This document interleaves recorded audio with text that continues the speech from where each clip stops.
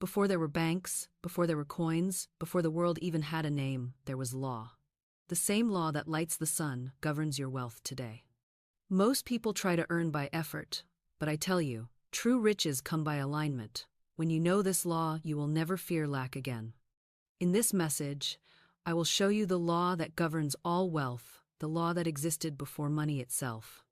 You will learn why effort alone cannot make you rich, and how the spoken word can move substance faster than any labor. I will give you the exact phrases and affirmations I have used to turn empty purses into overflowing accounts. You will see that wealth is not something you earn, it is something you allow when you think, speak, and act under divine law. By the end of this lesson, you will know how to command your good without strain and draw to you every form of prosperity by right of consciousness.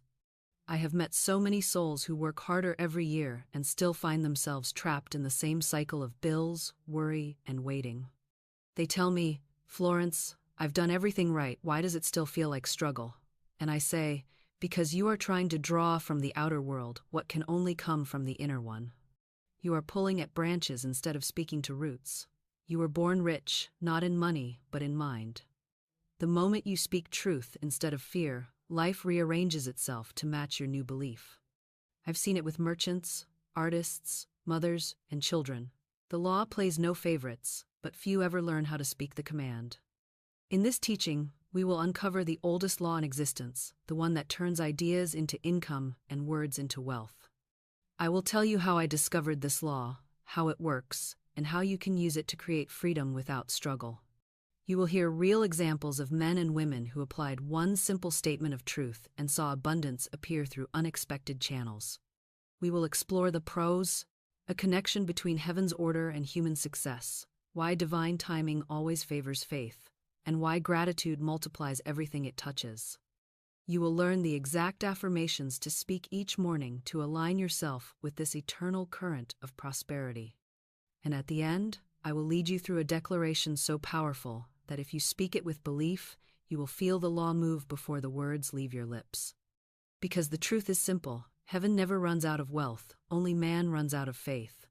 There is a truth older than any civilization, older than the stars, older than the very light that shines through them, and yet it lives within every breath you take. That truth is the divine law of supply. Before man wrote laws on stone, heaven wrote one into the heart of consciousness, the law that whatever you ask in faith must answer, and whatever you affirm in truth must appear. It is the great equation of spirit, demand and belief equals supply and manifestation.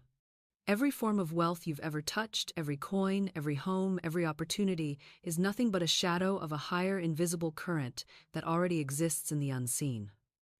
I do not speak of money alone. I speak of the infinite river of ideas, opportunities, and provision that never ceases to flow from the mind of God into the world of men. Here's something most people completely miss, and it keeps them in endless struggle. You do not create wealth. You align with it. The supply is already finished, the law is already written. The river of abundance has never once stopped flowing, man merely turns away from it. Most people chase shadows. They look to the job, the paycheck, the sale, the stock, believing those are the source. But I tell you, those are only reflections of an inner belief. When you begin to understand that every visible thing comes from an invisible cause, you stop striving and you start commanding. Let me show you how this law reveals itself. Once, a woman came to me, weary and afraid. Her purse was nearly empty, her rent overdue, and her faith thin as paper. I looked at her and said, "You are not in lack, you are in misalignment." She stared, not understanding. I told her, "You're looking to matter instead of to mind. Money is only the messenger. Supply is the message. Turn your eyes to the source." I asked her to speak these words every morning and every night. God is my unfailing supply, and large sums of money come to me quickly, under grace, in perfect ways. A few days later, she followed a hunch, a small inner whisper that told her to visit a place she hadn't thought of in years. There she met an old acquaintance who owed her money she'd long forgotten. Not only did he pay her that very day, but he offered her new work that doubled her income. She laughed through tears when she told me. I said, "Do you see? The moment you turned your thought from fear to faith, the channel opened. The law had been waiting all along. The law of supply is not a secret, it's simply ignored. Every spiritual law is as mechanical and certain as gravity. You drop a stone, it falls. You speak faith, it multiplies. You speak fear, it shrinks. The law is no respecter of persons, it respects only vibration.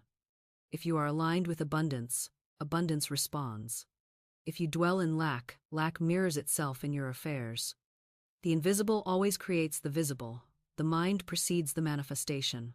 That is the rhythm of the universe. You may say, "Florence, but I've prayed, and nothing has happened." And I will ask you, have you prayed in belief or in worry? Have you asked for help as a beggar, or spoken as a child of the Most High?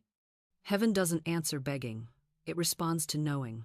The moment you declare, "I have received," the law begins to work. Every vibration of certainty draws to itself the material equivalent of that belief.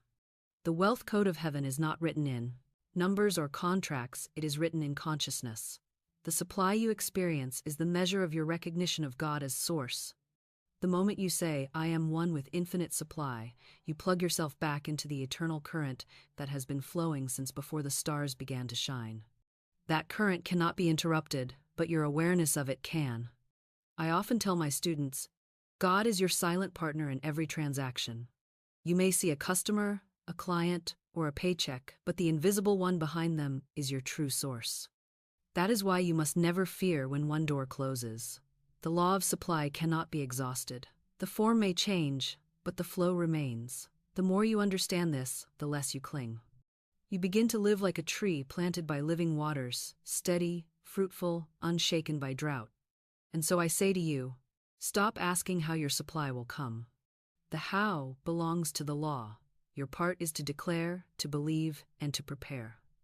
When the farmer plants his seed, he doesn't demand to see the roots. He waters, he trusts, and he waits. The law of growth handles the rest, so it is with you. The invisible soil of spirit already holds the harvest. The seed is your word, the watering is your faith, the sun is your gratitude. Speak the word, feel the truth, and let the law do what it has done since the beginning, bring the unseen into form. Say this aloud with me now, and let the words sink deep. God is my unfailing source of supply. All that is mine by divine right now comes to me easily, joyously, and in perfect ways. Pause. Feel that. Let the vibration of those words replace the noise of fear. That feeling, that quiet assurance, is the first deposit in your invisible account. It will draw interest in ways you cannot yet see. This, my dear one, is the eternal law of supply, heaven's first wealth code. And the moment you understand that the supply is not created by effort but revealed by faith, your struggle ends. You no longer chase, you attract. You no longer beg, you command. You no longer fear the economy of man, you trust the economy of God. Now that you understand where wealth truly begins, not in the purse, but in the mind of God, we can move deeper. For though the law is eternal, man often forgets it. Let me show you how forgetfulness has cost the world its peace, and how remembering this law restores prosperity to every heart that believes. It has always amazed me how man, surrounded by plenty, still manages to convince himself that he lives in want. The earth overflows with fruit, the air hums with song, the sun gives without condition, yet man alone imagines lack. He builds fences around abundance and calls them banks, hoards his treasures in fear of tomorrow, and then wonders why his soul feels empty. He prays for supply while doubting the source that breathes him. He looks upon creation and forgets that he, too, is part of it, that the same power that made the stars made his voice to call things forth. The law never changed, but man forgot. He fell asleep to his own authority. Every age has suffered from the same amnesia. In ancient times, the wise knew that to speak was to create. They understood the word as vibration, the living breath of spirit shaping substance. But as men turned their gaze to material success, they forgot the invisible order behind it. They mistook effect for cause, coins for wealth, labor for creation. They believed effort could replace alignment, sweat could substitute for faith, and competition could produce peace. And so, the age of anxiety began, man against man, mind against itself, each one chasing shadows across the walls of illusion. Here's something most people completely miss. No one on earth is truly poor. Poverty is not a condition of pocket but a condition of perception. It is the blindness that comes when you see the visible world as the source instead of the mirror. When a man believes that his job, his employer, his business, or even his talent is his only means of support, he lives in fear of losing it. He spends his life clutching at channels, forgetting that channels change, but source remains. You may lose a position, a client, or a stream of income, but you cannot lose the law that supplied it. The law is eternal, it cannot die with a paycheck. I tell my students that man's greatest mistake is mistaking effort for faith. Effort, born of fear, multiplies exhaustion. Faith, born of peace, multiplies results. When you act under divine law, your movement is guided, your timing perfect, and your harvest sure. When you act in panic, even noble labor turns to dust. It is not work that makes one prosperous, but the consciousness that governs the work. I have seen two people labor side by side at the same task, one prospering, the other failing, and the difference was not skill but spirit. One worked as a son of God, the other as a servant of fear. Let me share something that may surprise you. The law does not reward the anxious, it rewards the aligned. Toil without trust is barren. Man has built factories and empires and cities, and yet his heart trembles at night because he still believes his survival depends on himself. He has forgotten the first principle of heaven's economy: rest is richer than strain. The lilies of the field neither toil nor spin, and yet Solomon in all his glory was not arrayed like one of these. The lilies grow because they do not question the soil. They do not compare themselves to the thorns. They simply draw from the same light that shines on all. That is the law of supply in motion, effortless, constant, impartial. I once counseled a man who said, "Florence, I work 12 hours a day and still the money doesn't stretch." I asked him, "What are you thinking while you work?"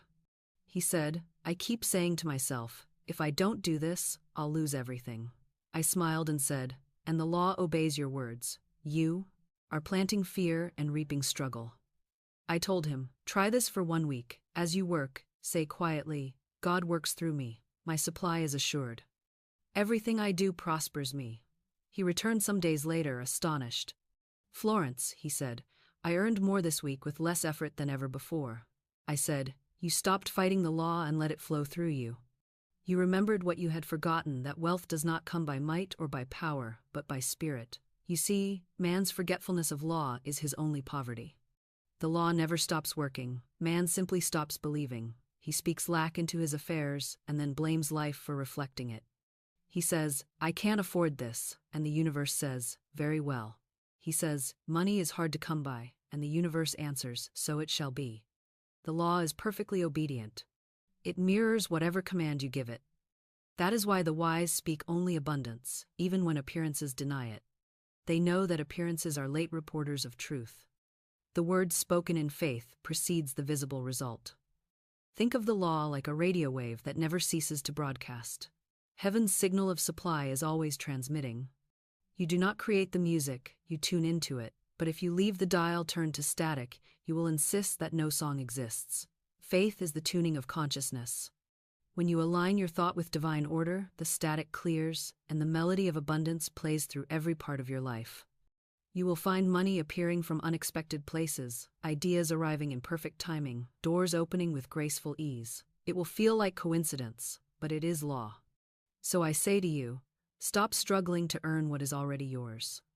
Align yourself with the rhythm of the universe. Say often, "God is my unfailing source. I do not earn my good, I express it." Let those words become your new identity. For every time you remember the source, you withdraw from the illusion of limitation. You become again a creator, not a beggar. And if doubt creeps in, do what I have always done. Lift your eyes to the heavens and remember that the same law that lights the stars governs your affairs. The galaxies do not hurry. The seasons do not argue. The tides do not fear the shore. They all obey the same divine pattern the one man has forgotten in his chase for control. Align with that order, and peace will return to your mind, prosperity to your path, and joy to your labor. When you remember the law, you restore your inheritance. You cease being a victim of conditions and become a master of them. You speak, and creation responds. That is the promise, and it never fails. Now that we've remembered where man lost his way, let us return to the power that brings him back to the word that creates worlds. the original vibration that shapes wealth, the spoken truth that rewrites reality itself. Before the world began, before the stars sang their first light into being, before the planets circled their eternal paths, there was the Word. The Word was with God, and the Word was God. And from that single vibration of divine speech, all substance took form. The heavens did not appear through effort, nor were the mountains carved by hands, they were spoken, and in that same likeness, man was created, a living echo of that original voice. Within his tongue lies the same power to form, to dissolve, to command. Every word he speaks sends out a ripple through the unseen, and that ripple gathers matter to itself, shaping experience. Man is not a creature of circumstance, he is a creator by decree, but when he forgets that his speech is divine, he speaks carelessly and calls it conversation. He says, "I am broke," and the law, faithful as ever, rushes to confirm it. He says, "I can't catch a break," and the universe replies, "As you wish." And then he wonders why his life feels small and his hands remain empty. What I am about to tell, you may sound too simple for the complex mind of modern man, but it is the very simplicity that makes it divine. The law of the word is absolute. It cannot fail, because it is the foundation of all creation. Every sentence you speak is an order issued to the invisible. The law does not judge, it obeys. It has no sense of humor, no tolerance for half-belief, no delay in response. It simply reflects your dominant tone, the vibration of your conviction. You may speak health, wealth, peace, or power. The law hears one thing: your certainty. Words spoken without faith are like seeds scattered on rock. They wither before they root.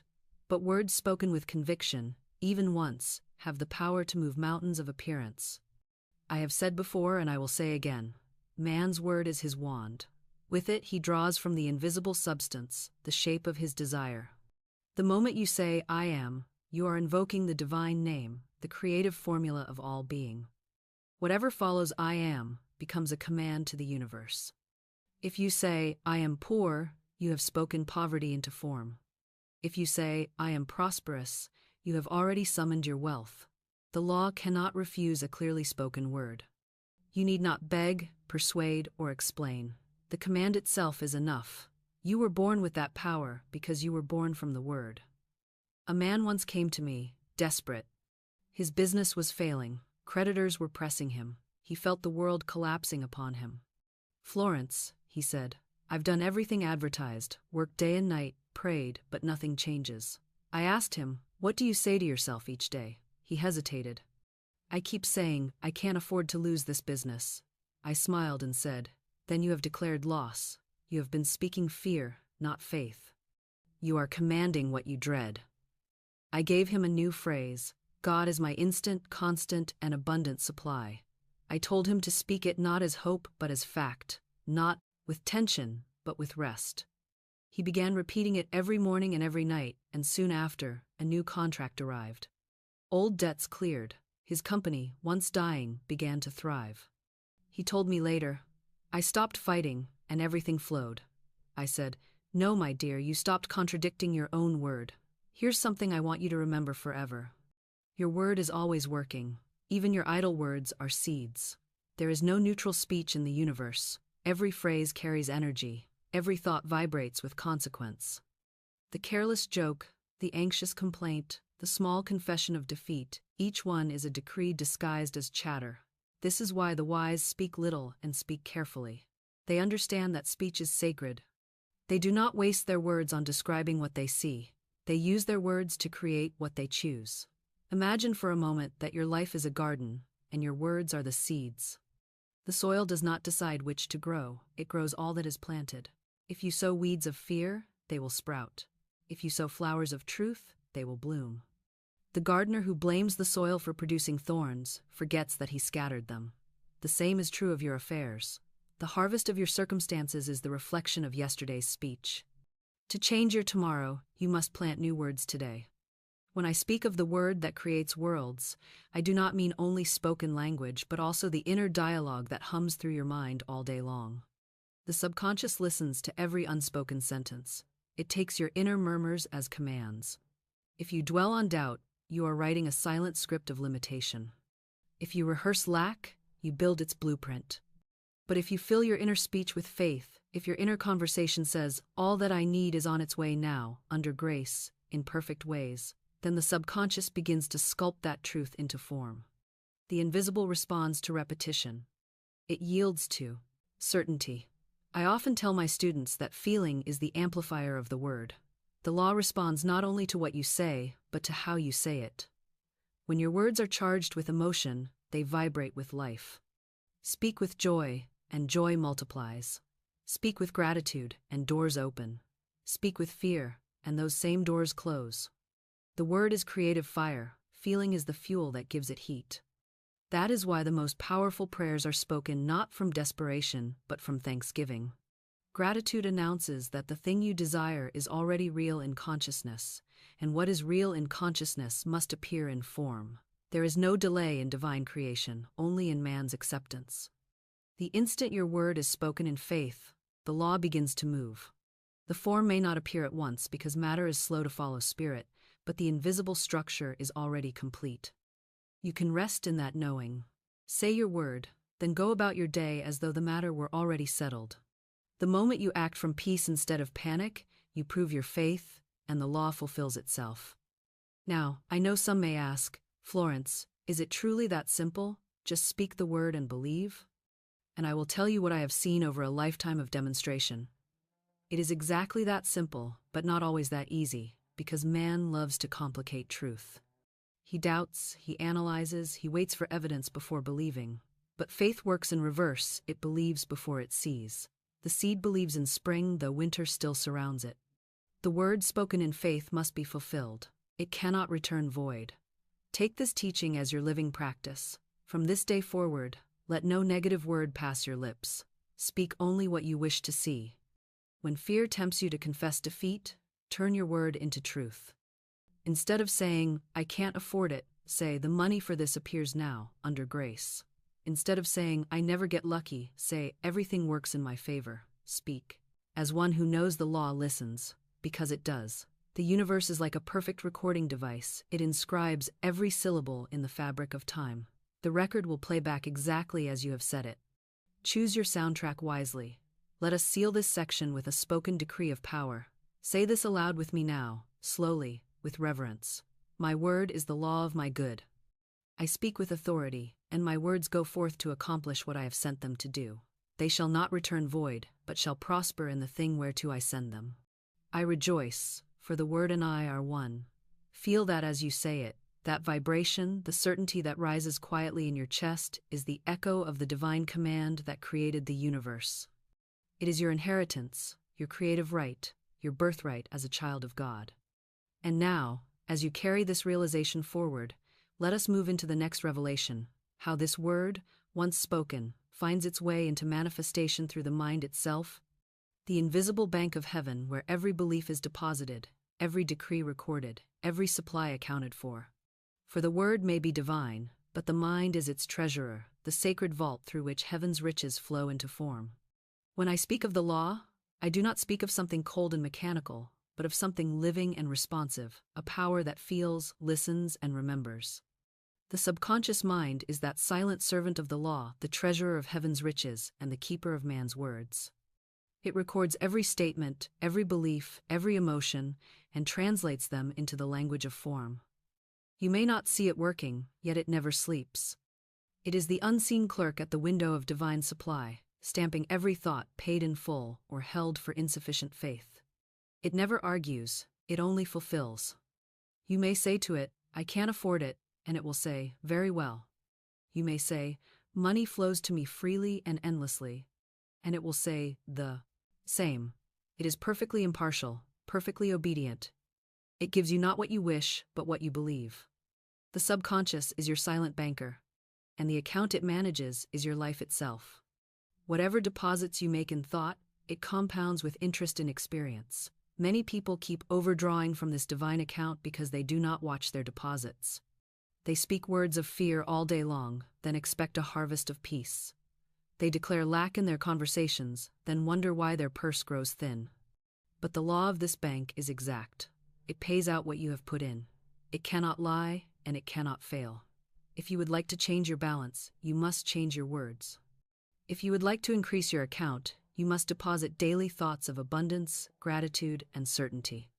You do not need to beg the bank to grow your savings. You simply keep depositing good substance and refuse to withdraw fear. Here's something that will change your life if you will grasp it deeply. The subconscious mind is not hidden from you. It is your own reflection in the still water of spirit. When the water is agitated by worry, you cannot see your face clearly. When it is calm, you can look down and see God looking back. The clearer your inner reflection, the faster your outer demonstration. Every affirmation you speak, every vision you hold, is a ripple on that inner lake. If you speak with fear, the ripples are chaotic, and the picture breaks apart. If you speak with faith, the ripples move in harmony, and the image takes form. That is why I say the subconscious is the treasurer, but your word is the key. You must give it precise orders in the language of certainty, for it will carry out whatever you say in the spirit you say it. I once knew a woman who lived as though pursued by loss. She said to me, "Florence, no matter how much I earn, it disappears." I asked her what words she used when she handled money. She laughed and said, "Oh, I'm always saying, easy come, easy go." I told her gently, "Then the law is obeying you. You are giving your treasurer instructions to remove what arrives. You must speak differently." I gave her a new affirmation. Money comes to me easily and stays with me joyously, multiplying under grace. She practiced it faithfully, speaking it with feeling each time she handled money. Within months, her financial life changed completely. Opportunities stayed, expenses balanced, and her savings began to grow. She came to me radiant and said, "It's as if money likes me now." I said, "Of course it always did. You simply stopped commanding it to leave." The subconscious responds not only to words but to feeling. Feeling is the ink with which thought writes upon the unseen. You may repeat words all day long, but if they are dry, the treasurer cannot read them.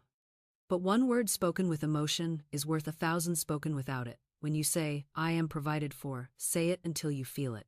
When you affirm, "God's wealth flows through me," let that truth vibrate in your chest until it feels undeniable. The subconscious reads vibration before language. It hears your conviction long before it hears your syllables.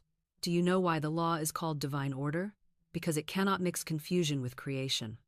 If you give the subconscious two opposing commands, "I am rich" in the morning, and "I am worried about bills at night," it must wait until you choose. It cannot serve two masters. It will manifest whichever belief has the strongest feeling attached to it.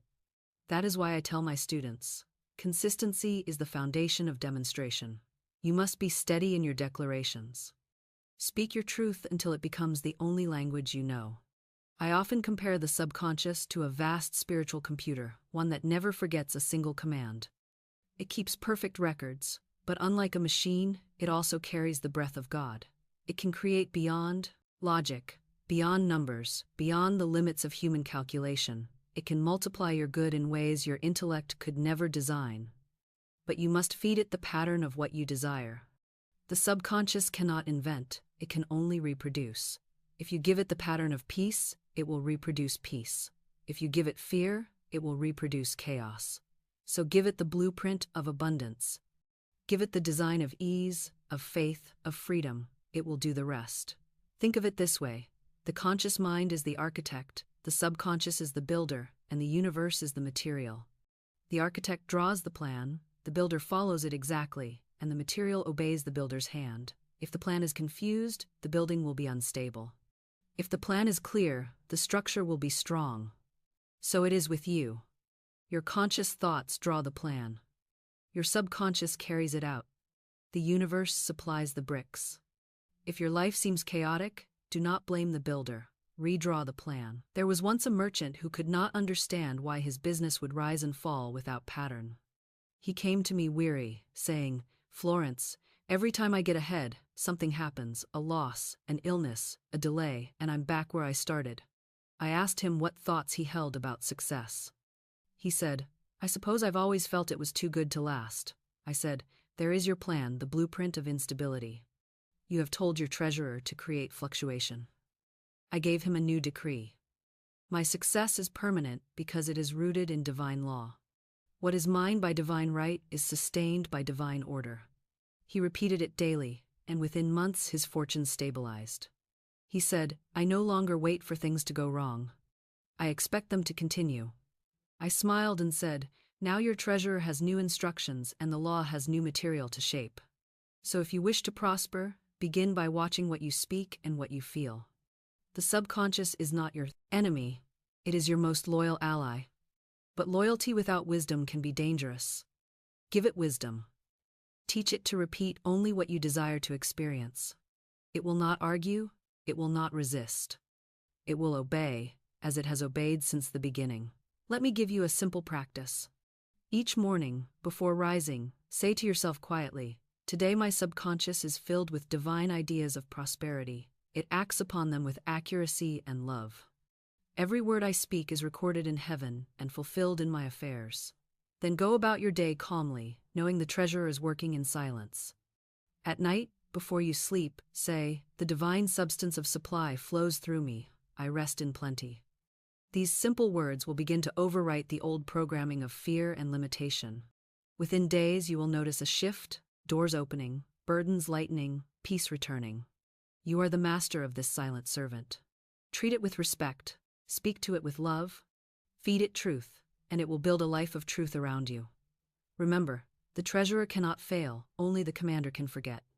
Now that you understand how the subconscious manages the wealth of heaven, we will go deeper still. For even when man knows the law, he must learn how to reprogram the old records of doubt that still echo in his mind. Let us move now into that sacred work, the rewriting of the inner ledger, where fear is replaced with faith and the past is balanced in the light of truth. There comes a point in every life when one must sit down quietly with the book of their own mind and see what has been written there. The pages of this inner ledger record every belief, every fear, every judgment ever spoken or thought. It is not God who keeps this record against you, it is your own consciousness, faithfully reflecting what you have accepted as true. Most people never question what fills their account. They live by the balance left by old experiences, by the words of parents, teachers, society, by memories of failure, by shadows of lack. They carry those entries forward into the present and wonder why the numbers never add up to freedom. Yet the law is simple. Whatever you hold in consciousness must express itself in form. If you wish to change the outer result, you must rewrite the inner record. You must erase every false entry and replace it with truth, until the whole book reads, "Paid in full by divine supply." This is not a punishment but a privilege. The law gives man full authority to amend his own account. You cannot go back in time to change the events that happened, but you can change the meaning you have given them. You can say, "That debt I once feared was a teacher. That loss was a seed. That rejection was redirection." Each time you do, you correct the entry. The subconscious immediately obeys and recalculates your balance. What was once a record of limitation becomes a testimony of growth. You do not fight the old, you overwrite it.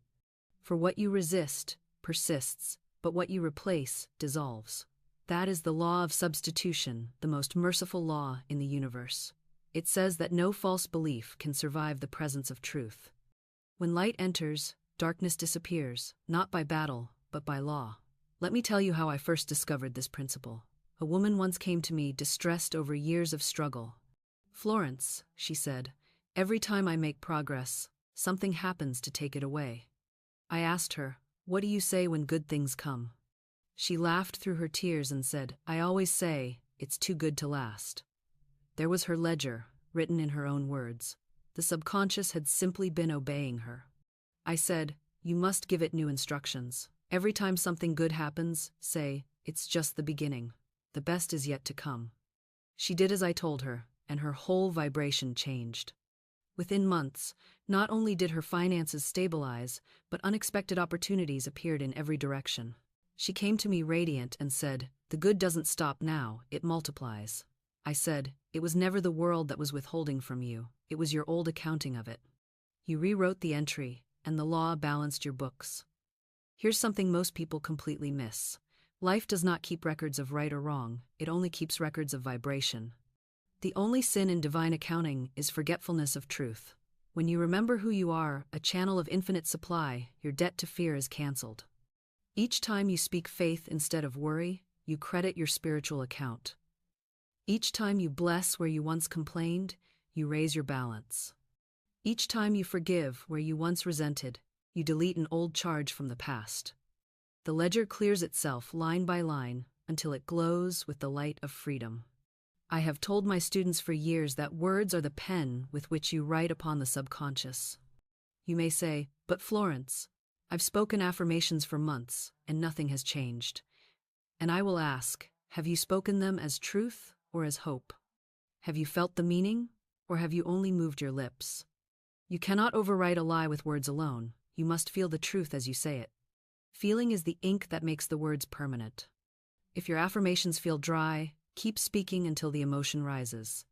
It may begin as a whisper, a faint spark of belief, but nurture it, and soon it will burn like fire through the old records of doubt.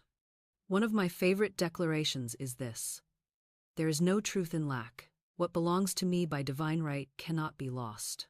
I once gave that affirmation to a man who had lost his position and feared he would never recover. I said, say these words every day and imagine your new position already established. See yourself walking in with confidence, hear others congratulating you, feel the satisfaction of right work. Within a short time, he received an offer better than the one he fiver of confidence. Lost. He told me, Florence, it felt as if the universe had simply been waiting for me to believe. I said, it was waiting for you to correct your record. The moment you accepted truth, the debt of doubt was erased. You must become the auditor of your own consciousness. Review the words you speak casually. Money doesn't stick around. Good luck never lasts. I always get left behind. Those are old entries that must be deleted. Replace them with the language of divine order. Money stays and grows in perfect ways. My good is constant and permanent. I am always in my right place, at my right time, doing my right work. Speak them softly but steadily. The subconscious will adjust its calculations and present you with new results.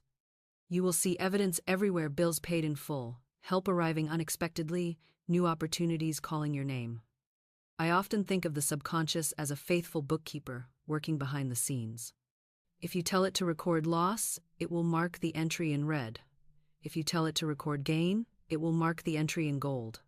It does not question your orders, it only keeps the books. You, the conscious mind, are the employer, the master accountant. You have full authority to instruct, to amend, to approve. Yet so many go through life without ever checking their accounts. They wonder why blessings bounce back like unpaid checks, not realizing they have issued conflicting instructions, faith in one moment, fear in the next. The law cannot clear a check written in doubt. It waits for your signature of certainty. If you wish to see your affairs transform quickly, begin this day to reconcile your inner accounts. Write down every limiting phrase you've ever spoken, and beside it, write its opposite truth. Where you once said, I'm unlucky with money, write, I am divinely guided to success in all I do. Where you once said, I can't afford this, write, infinite supply meets my every need. Speak these aloud, morning and night, until they feel natural on your tongue. When the old words try to rise again, smile and say, that line has been cleared. Do this faithfully, and you will feel an extraordinary peace settle over you. The peace of knowing your spiritual balance sheet is whole. It is written, every idle word that men shall speak, they shall give account thereof. But that is not a warning, it is a promise. You are not punished for your words, you are empowered by them. Each one is an entry you may rewrite at any time. The past has no claim over you unless you choose to keep its books open. Close them now. Speak new decrees of truth, and watch how the divine accountant adjusts every figure in your favor. Let us affirm together, the past is cleared, the old record of lack is erased. Every line of my life now reads abundance, joy, and perfect success. Divine order balances all accounts in my favor. I am free. Say those words until you feel their weight lift from your heart. That lightness you feel is the vibration of new accounting, the sound of old debts dissolving into truth. Your ledger now shines clean, ready for new entries of wealth and peace. And now, as we move onward, I will show you how to energize these new records with living faith, how to charge them with the very electricity of belief, so that they do not merely sit on the page of your mind but spring into form, alive and unstoppable. Faith is the breath of the word. It is the invisible current that gives life to every thought, the secret electricity that animates your decrees and causes them to move through time and matter until they take form. Without faith, words are empty shells. They are letters without light, instruments without breath, seeds without water. But when faith enters a word, it becomes living substance. It becomes creative fire. It becomes the vibration that rearranges the universe to match its sound. When you speak, you are sending signals through an ocean of spiritual energy, and faith is the power that pushes those signals into manifestation. You may have said the right words 100 times, but if they were spoken in doubt, they fall flat against the surface of life and return unanswered. Yet one word, spoken once in perfect faith, moves heaven and earth. Most people think of faith as something they must try to possess, a thing to acquire, like courage or patience.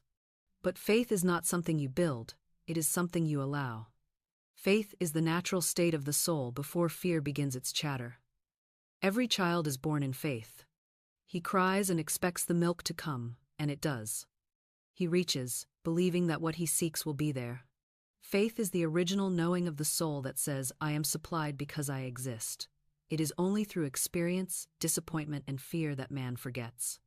He learns to depend on effort and to doubt the unseen. And yet, beneath every anxious thought, faith waits like a sleeping lion, ready to rise at the sound of truth. You need not manufacture faith, you need only wake it. Here's something most people completely miss. The universe does not respond to repetition, it responds to conviction. It does not count the number of times you affirm, it listens to the energy with which you speak. You could whisper one line of truth in complete certainty and move more mountains than 1,000 prayers of anxiety. The moment you speak with full belief, the law activates instantly. It is written, when ye pray, believe that ye receive, and ye shall have. The receiving comes not after the believing, but in the very moment of it. Faith does not wait for proof, it produces it. I once knew a woman who came to me holding 2 crumpled dollars, trembling as though they were her last. Florence, she said, I don't know how I'll get through the week. I looked at her gently and said, those $2 are not your supply, they are symbols, bless them. Speak over them, and they will multiply. She hesitated, but she obeyed. She went home and laid the bills upon her table and said aloud, God is my unfailing source. These $2 represent infinite substance, and they multiply now under grace and in perfect ways. She repeated it until she felt peace. Within days, a friend she had not seen in years sent her $6,000, saying, I don't know why, but I felt you needed this. That is the mathematics of faith. It multiplies by spiritual law, not by logic. Faith is the vibration of completion. When you speak in faith, you are not asking for what you do not have. You are acknowledging what already exists in the unseen. The universe responds to your tone as a musician responds to pitch. If you strike the note of certainty, it harmonizes instantly. If you strike the note of fear, it produces dissonance. The melody of creation plays in perfect tune with belief. So if you wish to demonstrate supply, speak in the frequency of already having. Say, it is done, and mean it. Feel the satisfaction before the result appears. The feeling of having is the magnet that draws the form. You may ask, but Florence, how do I cultivate faith when my senses deny it? I will tell you, begin with gratitude. Gratitude is the bridge from fear to faith. You cannot be truly grateful and fearful at the same time. The moment you give thanks for what you have and for what is coming, your vibration rises and faith begins to stir. Say, thank you God, that my supply is already on the way. Feel the relief of knowing the matter is settled. Each repetition builds momentum until the subconscious accepts it as truth. You will know the change has occurred when your words no longer feel like effort but like fact. That is when the treasurer of heaven begins to issue the payment. Faith also requires rest. The moment you have spoken your word in full belief, you must let it go. Do not pry open the soil to see if the seed is growing. Do not worry the universe with constant checking. Faith is proven by stillness. When you truly believe, you rest. The outer sign of faith is peace. When you can walk through the appearance of lack and still feel calm, you have already won. The demonstration may take form through 100 channels, but its arrival is inevitable. The law never forgets a word spoken in faith. Let me tell you of a merchant I once counseled. He was near ruin, and every night he would pray frantically for rescue. I told him, "Your prayers are filled with fear, and fear cancels faith. Speak once with conviction, and then rest." He did as I advised. One evening he stood in his empty office and said aloud, "God is my instant, constant, and abundant supply. This business is under grace, and it prospers perfectly." Then he went home and refused to worry. The next morning, a long-forgotten customer placed a large order that revived his business completely. He said, "Florence, it felt as if the moment I stopped pleading and started knowing, everything changed." I said, "That was faith. The law had been waiting for your certainty. There is a divine paradox in faith. It is both surrender and command. You do not force, you declare. You do not beg, you align. You speak as one who knows that God's will for you is good and only good. And that knowing gives your words the authority of creation itself. Faith is not shouting louder, it is standing still in complete trust. It is the quiet confidence that says, "It is finished," even while the evidence still looks empty. If you could see the machinery of heaven at work, you would never doubt again. Every thought of faith sends out waves that reorganize circumstances, draw new people, arrange coincidences, dissolve delays. The outer world moves like pieces on a chessboard to bring your word into manifestation. You cannot see it, but you will feel it, tiny signs of alignment, inner nudges, new ease. That is the law responding to your faith. Say this aloud with me now, and say it as one who already knows the truth. The substance of things hoped for is already mine. I have faith in God's unfailing supply. My words are charged with power, and they manifest instantly, under grace, in perfect ways. I rejoice, for the law of faith is now fulfilled in me. Take a deep breath. Feel the calm certainty settle into your body. That stillness is your proof. That peace is the manifestation already forming. And now that your faith is alive and moving, now that you have charged your words with the electricity of belief, you will begin to see the evidence unfold around you. But to keep the flow constant, to keep your blessings multiplying without interruption, you must learn the rhythm of divine circulation, the sacred exchange between giving and receiving, the current of God's abundance as it moves through all creation. So let us move forward now into that mystery, the currency of circulation, the living heartbeat of heaven's wealth code. Everything in creation lives by movement. The planets turn in their appointed paths, the tides rise and fall, the seasons follow one another in gentle procession. Even the human heart, beating faithfully within the body, knows this law. When it stops, life stops. So too does the wealth of spirit move in a living rhythm of giving and receiving, a pulse of divine substance flowing through all that is. The universe does not hoard, it circulates. It gives freely and receives freely. To align with this rhythm is to prosper, to resist it is to decay. Many people fear letting go of money, of opportunities, of relationships, believing that what leaves will never return. But what they call safety is stagnation. The stream that refuses to flow soon turns into a swamp. I have seen those who hoard their goods shrink in spirit and circumstance, while those who give from faith overflow in ways beyond reason. For you cannot dam the river of abundance without blocking your own supply. Here's something most people completely miss. Every act of giving sets in motion a law of return. You cannot outgive God because the very act of release opens channels that must refill. It is written, "Give and it shall be given unto you, pressed down, shaken together, and running over." The universe keeps perfect books, nothing is lost. The love you give, the money you share, the kindness you speak, they all go forth like seeds carried by the wind, and they come back multiplied in the season of harvest. Some call it luck, some call it karma, but it is simply divine mathematics. Whatever you release in faith returns tenfold. I remember a woman who came to me years ago when I was teaching in New York. She said, "Florence, I can't pay my rent. I have just $1 to my name." I told her, "Then you must give part of it." She looked at me with disbelief. "Give? But I barely have enough to eat." I smiled and said, "My dear, that dollar is a seed. If you plant it in fear, it will die. But if you plant it in faith, it will multiply." She hesitated, but eventually she gave 50 cents to someone in need and spoke these words, "God is my supply." This seed multiplies now under grace and in perfect ways. Within days, she received an unexpected check for $50. That is how the law works. It cannot fail when obeyed in faith. The giving was not a loss, it was the unlocking of flow. Money is only one expression of this movement. The true substance behind it is spiritual energy, the very essence of life itself. When you bless money, it blesses you. When you fear it, you repel it. I tell my students, never curse money, never say, I can't afford this, or money runs out too fast. Speak instead, money is divine substance. It flows to me and through me without end.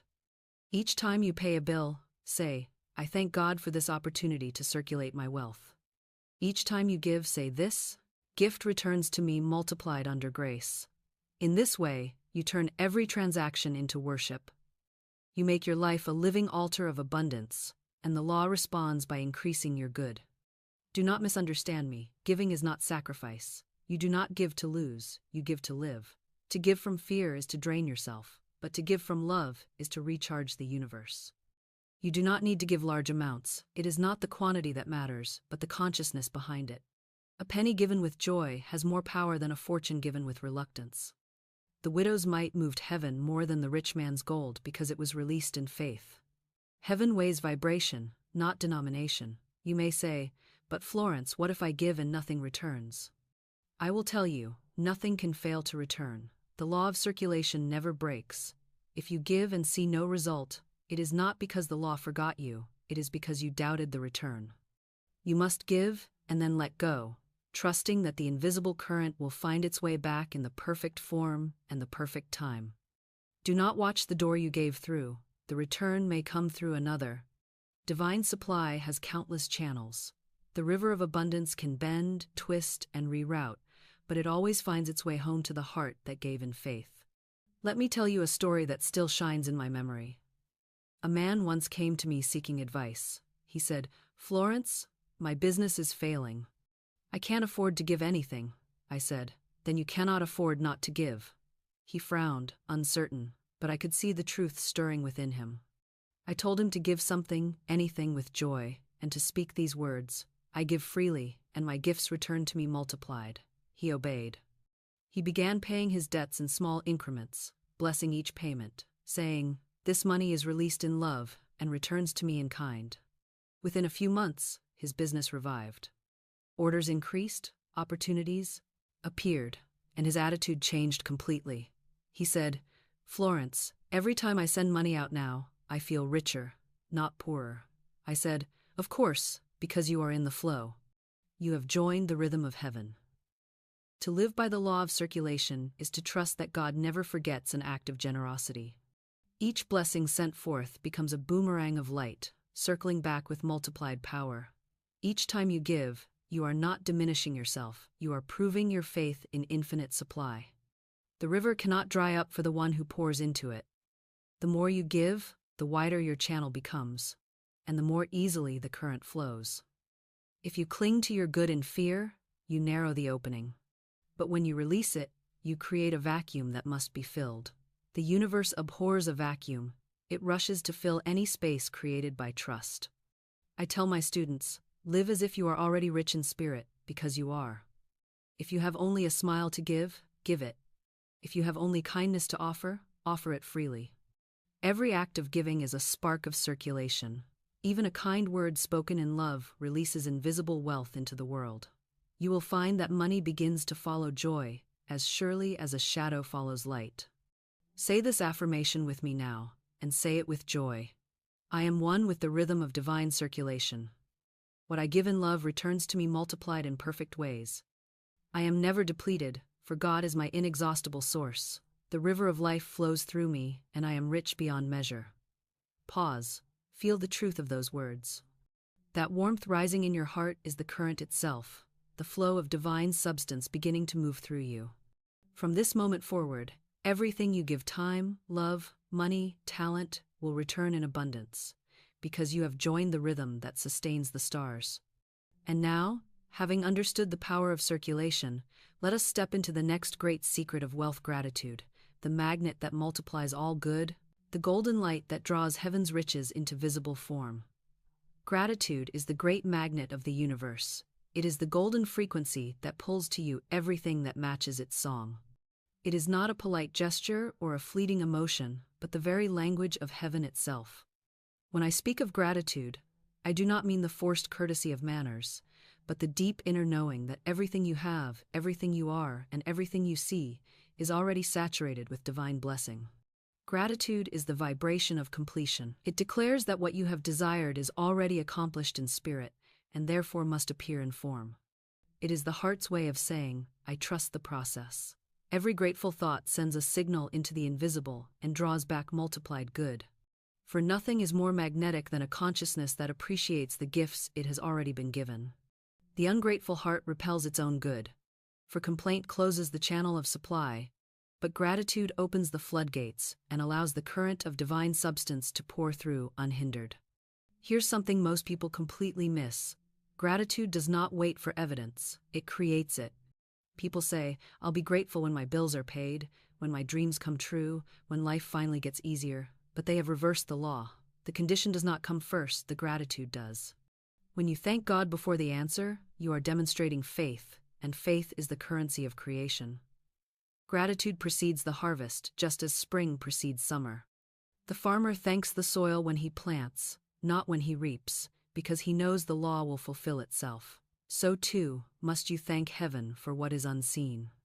The moment you say, thank you, with sincerity, you align yourself with abundance, and the invisible begins its work. Gratitude is not a reaction, it is a cause. I remember a woman who once came to me in despair. Florence, she said, I've lost everything. My husband, my savings, my health. What can I possibly be grateful for?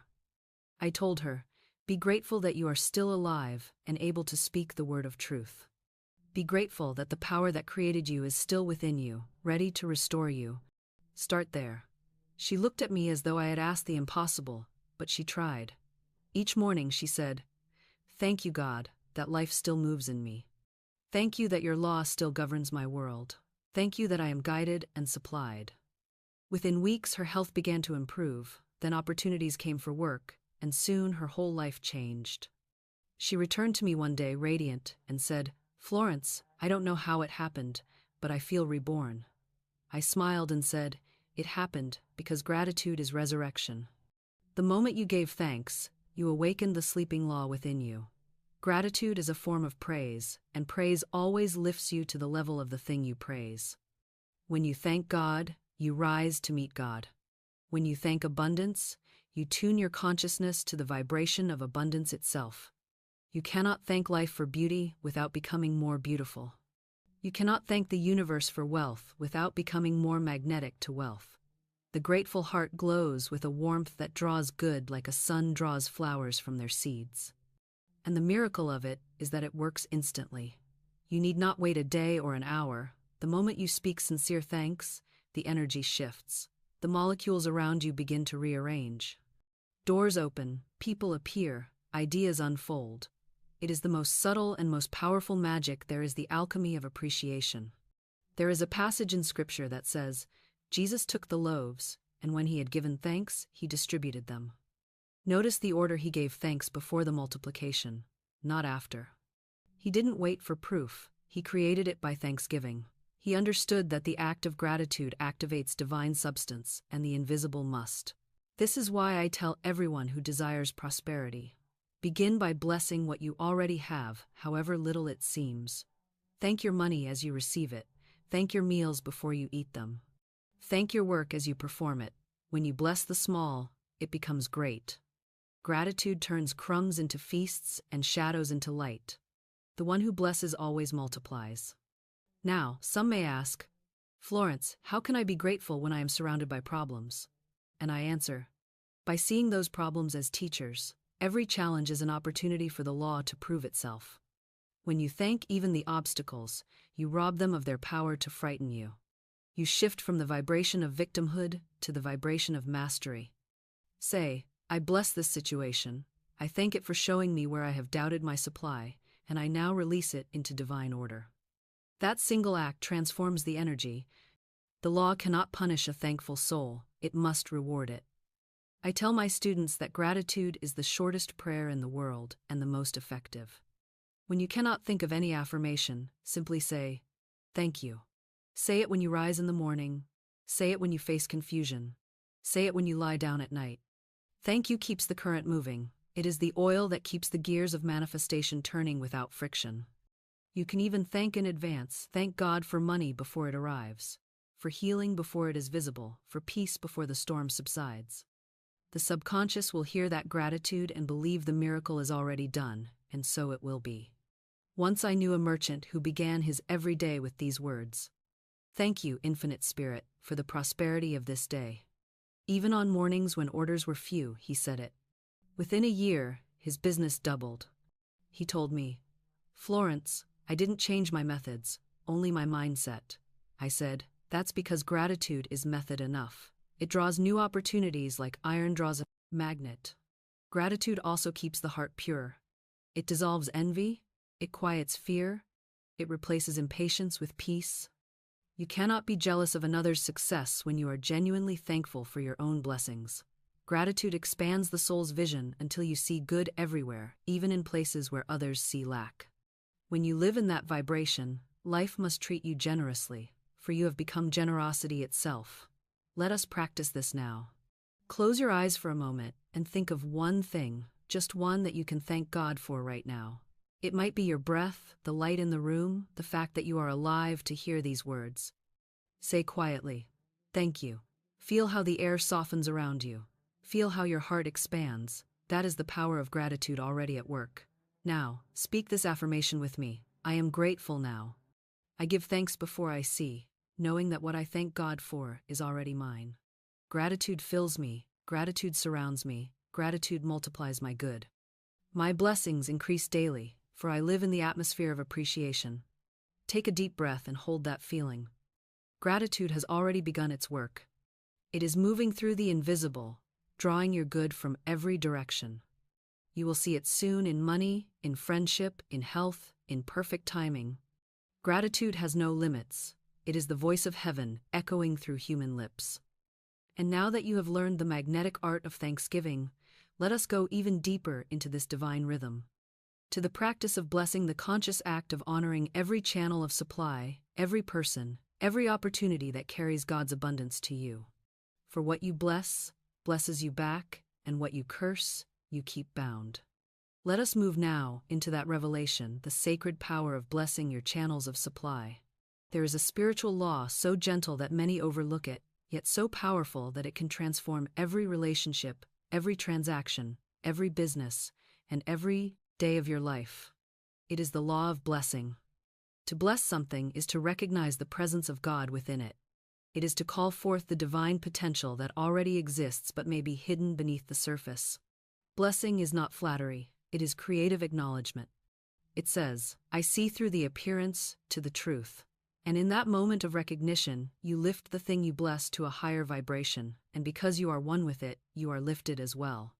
This is why I tell my students, bless your channels of supply. Bless your employer, your customers, your clients, your bills, your debts, your money, your very hands. Bless them all, for they are the visible instruments through which the invisible law expresses itself. When you bless, you expand. When you curse, you contract. The one who blesses sees abundance. The one who criticizes sees lack. The difference between the two is the difference between heaven and struggle. So many people live in unconscious complaint. They curse their jobs while expecting promotion. They resent their clients while demanding more business. They grumble over their bills while praying for more money. They do not realize that every negative word they speak about the channels of their good is a command to shut them down. The law cannot bring prosperity through what you condemn. You cannot receive from a source you secretly despise. If you say, "I hate my work," you have cursed the very instrument that could have multiplied your wealth. But the moment you bless it, it becomes fertile ground. The smallest job can become a fountain of prosperity if approached with thanksgiving and love. I remember a man who once came to me complaining about his employer. He said, "Florence, my boss never appreciates me, and my work feels meaningless." I told him, "Stop cursing your job and start blessing it. Every morning before you enter the office, say, 'I bless this place. I bless my employer. I bless the money that flows through this company. I am a channel of divine service, and I am richly rewarded under grace and in perfect ways. He looked skeptical but obeyed. Within weeks, the atmosphere in his office shifted. His employer, who had once ignored him, began to praise his efforts. Soon he was offered a higher position with better pay. "Florence," he said, "it's as if the whole place changed." I smiled and said, "It wasn't the place that changed, it was your vibration. You lifted the channel by blessing it, and the law lifted you with it. To bless is to align yourself with the creative principle of the universe. God blessed creation and called it good, and in that declaration, He established the pattern for all time. When you bless, you echo that original act of divine recognition. You are saying, 'I behold the good here, and I call it forth into manifestation.' Blessing has no limit. You can bless your body, your family, your city, your bank account, even the world itself. Each blessing sends a ripple of harmony through the collective consciousness, and those ripples always return multiplied. Let me tell you a story from my own life. There was a time when one of my students fell into financial hardship. She worked for an employer who paid her poorly and spoke to her unkindly. She said to me, "Florence, I can't bear it anymore." I said, "Then bless him." She looked startled. "Bless him? He's the reason I'm miserable." I said, "Precisely. You cannot change what you resent, but you can transform it through blessing." I gave her these words: "I bless this man with love and release him to his highest good. Divine love now establishes the perfect conditions between us." She began to speak that decree daily, even when her heart resisted. Within a short time, her employer unexpectedly resigned, and she was promoted to his position. She said to me laughing, "Florence, the blessing removed him, but I'm the one who was lifted." I said, "The law always finds the perfect solution when love leads." Blessing money is equally powerful. Every time you handle money, say, "I bless this money," and see it multiplying under grace and in perfect ways. Never speak of money as scarce or difficult. Speak of it as divine substance, fluid and faithful. Each coin, each bill, each number in your account is a carrier of spiritual energy, and it responds to the tone you give it. When you bless it, you magnetize it. When you complain, you repel it. The person who blesses money will never lack, for blessing establishes friendship between you and your supply. Money, like any living thing, thrives on love and withers under fear. This law extends even to your debts and bills. Instead of dreading them, bless them. Say, "I bless this bill," and see it paid in full by divine substance. I am grateful for the service it represents, and I release it in joy. In doing this, you neutralize the vibration of fear and replace it with the vibration of faith. The law then opens new channels for payment, often in ways you could not imagine. I have seen bills dissolve, debts forgiven, and new income appear through this simple practice. The outer condition always reflects the inner tone, and the tone of blessing is irresistible to abundance. Blessing also transforms human relationships, especially in business. I once told a merchant whose sales were declining to bless every customer who entered his shop. "Say to yourself," I told him, "this person brings increase. I bless them with love, peace, and prosperity." He did so, and soon his shop was thriving. He said, "Florence, even people who used to walk past my door now come in smiling," I said, "because they feel the vibration of blessing before they even step inside."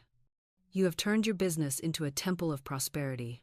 When you bless, you rise above competition, for blessing sees no rivals.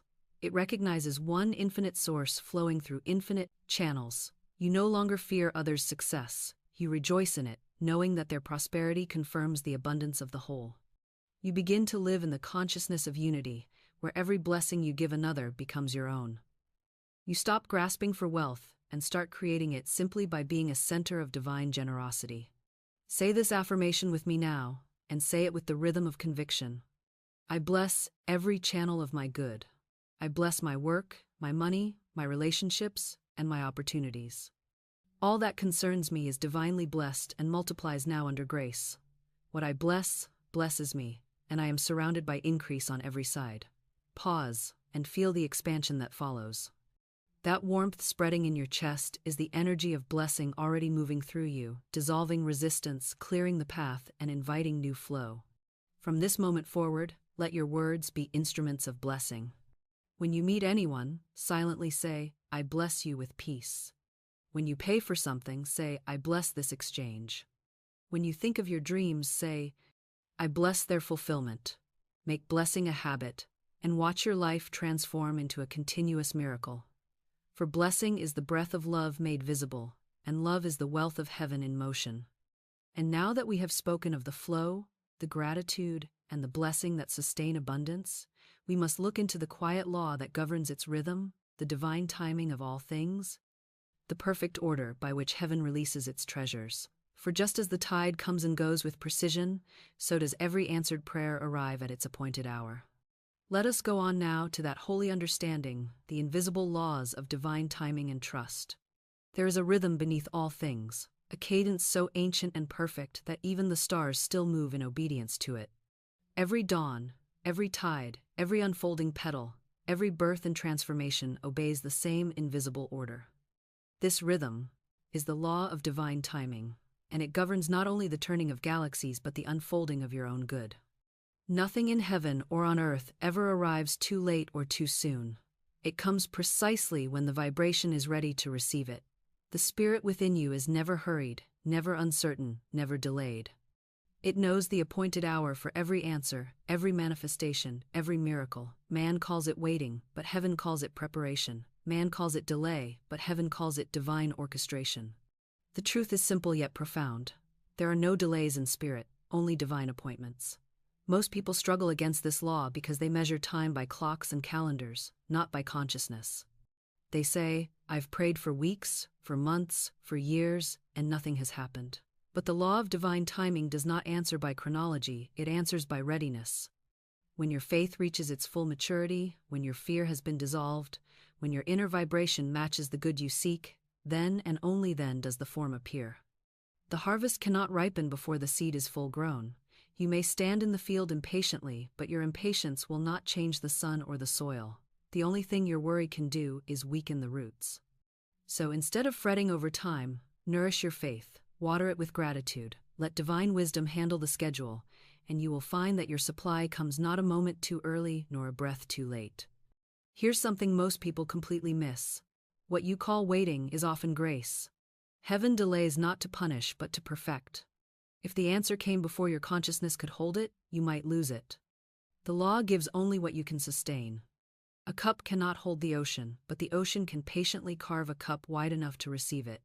Many people ask for wealth while still believing in lack. They would sabotage their own demonstration. Others ask for love while clinging to fear, or for opportunity while W2, resenting work. The delay is mercy, not denial. It gives you time to grow into the vibration of what you have asked for. The moment you match it, the door swings open effortlessly. I remember a woman who once came to me weeping. "Florence," she said, "I've prayed for money, but it never comes in time. It's always too late." I told her, "Nothing of God is ever late. Spirit is punctual to the second. If something seems delayed, it means your preparation is still unfolding." I gave her this affirmation: I am always in my right place at my right time. What I need comes to me now, under grace, in perfect ways. She spoke it daily, and something marvelous happened. Her rent, which she had feared she could not pay, was miraculously covered at the exact hour it was due. Not early, not late, perfectly on time. She came to me astonished and said, "It felt like heaven waited until the last moment just to teach me trust." I said, "It wasn't heaven that waited, it was your faith that ripened." The law of divine timing teaches you the art of trust. It trains the mind to let go of urgency and dwell in peace.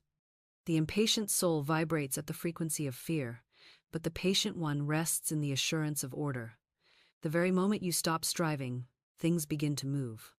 When you declare, "I rest in divine order," you align yourself with the universal clock, whose hands never miss their mark. You cease fighting the current and begin floating with it. And in that surrender, miracles flow easily. I once told a merchant who feared losing his business, "The money you need is already on its way. It will arrive at the perfect moment, hold your peace." He tried to believe, but worry kept creeping in. The deadline approached, and he felt panic rising. I told him, "Faith is trusting God even at 5 minutes to midnight." He nodded and decided to stand firm. On the very morning his payment was due, a long-forgotten customer appeared with a large order and full deposit. He came to me shouting, "Florence, I thought it was over, but the money arrived in the final hour." I said, "That was divine timing, not chance. Spirit was teaching you that heaven never misses its cue. If you could see the invisible choreography that arranges your blessings, you would be in awe. There are people being moved into position right now to help you. Opportunities being woven together behind the curtain of your sight, paths clearing that you will soon walk upon. The outer delay is the inner alignment. The law is synchronizing infinite details for your good. While you are waiting, the universe is building bridges. While you are resting in faith, invisible messengers are carrying your decree to every corner of creation. Do not confuse divine timing with inaction. It does not mean you do nothing, it means you act when led, not when panicked. The intuitive nudge that says, now will always come, and it will come in peace.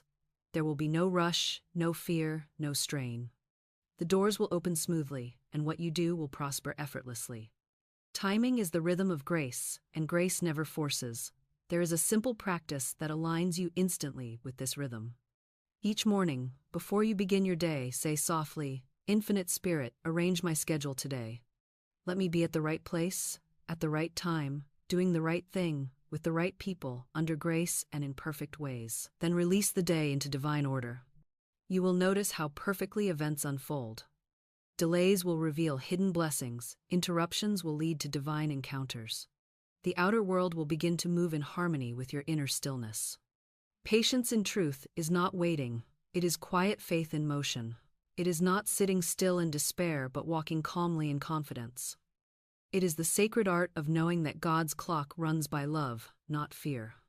When you understand that, you will never again call yourself delayed or denied. You will say, instead, "My good is on schedule, and I am ready to receive it." Say this affirmation with me now, and feel it as you speak. I live in divine timing. Every step I take is perfectly ordered.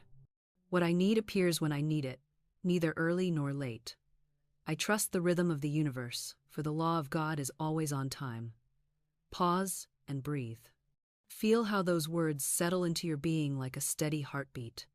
That rhythm you feel, that quiet assurance, is divine timing in action. From this moment forward, you will see how everything begins to align with grace. And now that we have come to peace with time itself, we must learn how to maintain that peace when life seems to push against us. For the next law is the law of non-resistance, the art of flowing rather than fighting, of turning every obstacle into an instrument of good. Let us go there now, to the gentle strength that wins without struggle. There is a secret strength that belongs only to the soul that has ceased to struggle.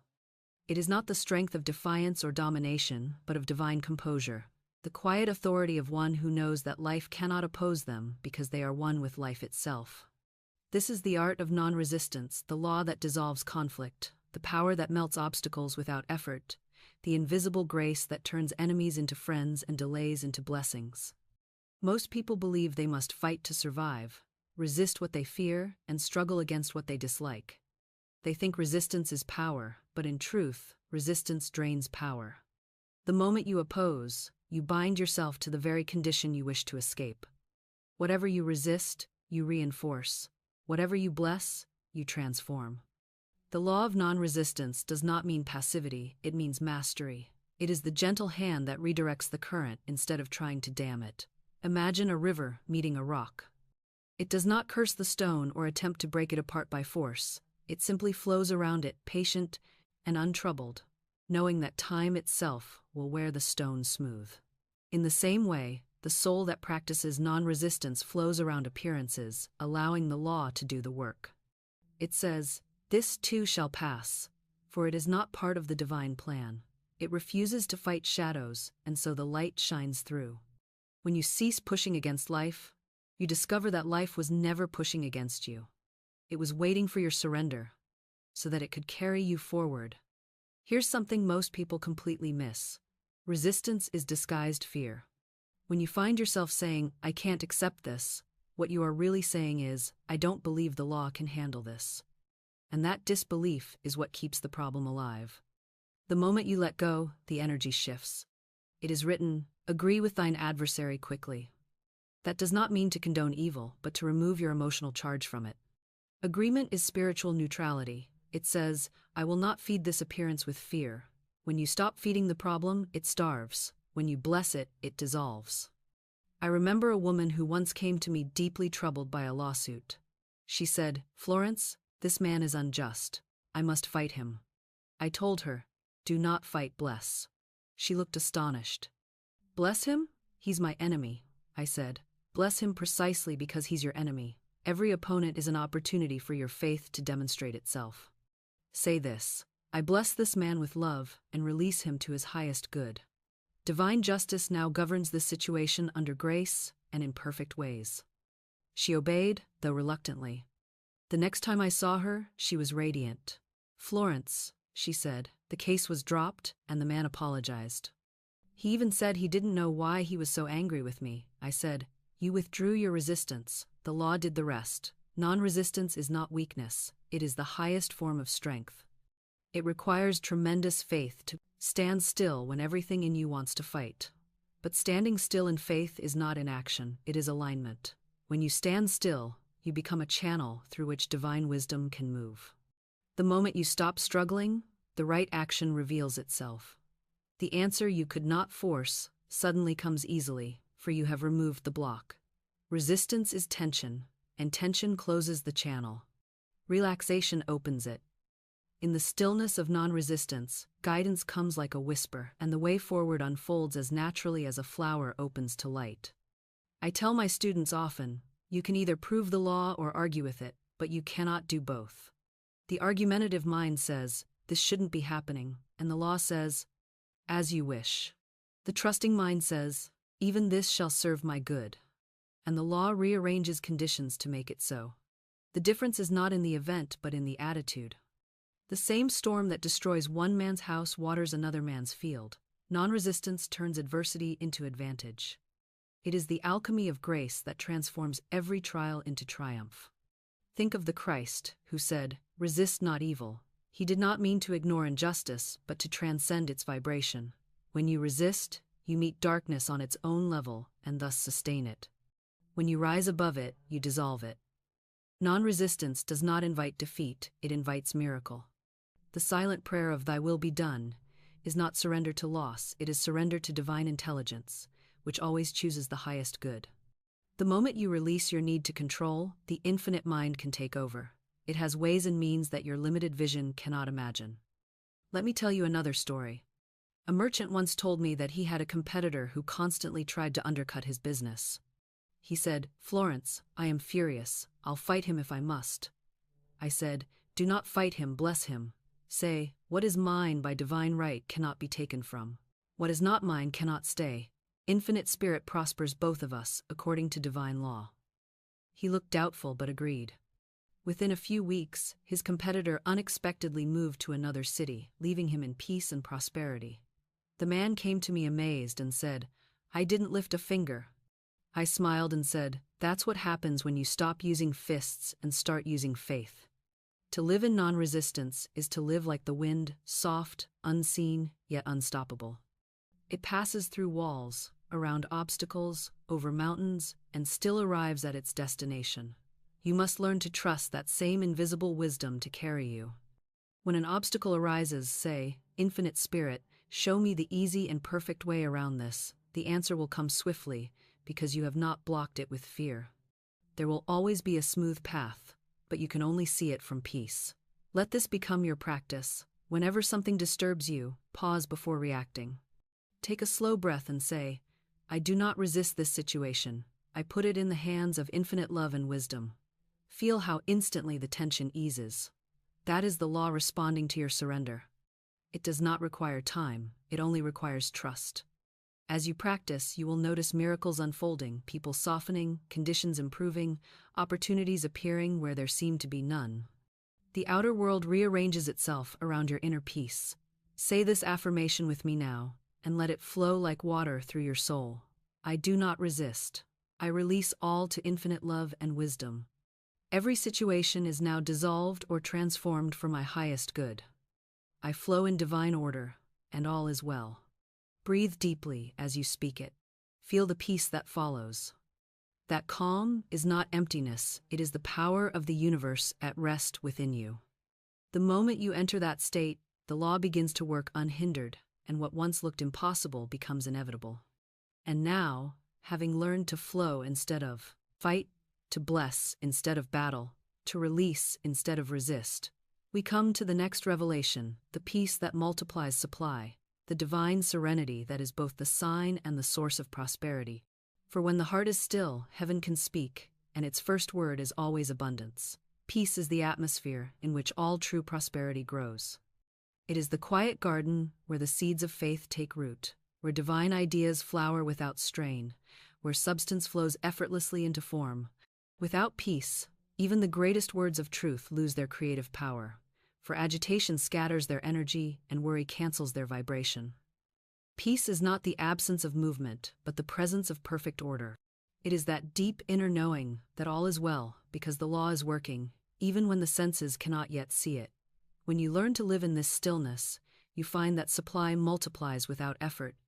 You no longer chase opportunities, they find you. You no longer beg for doors to open, they swing wide at your approach.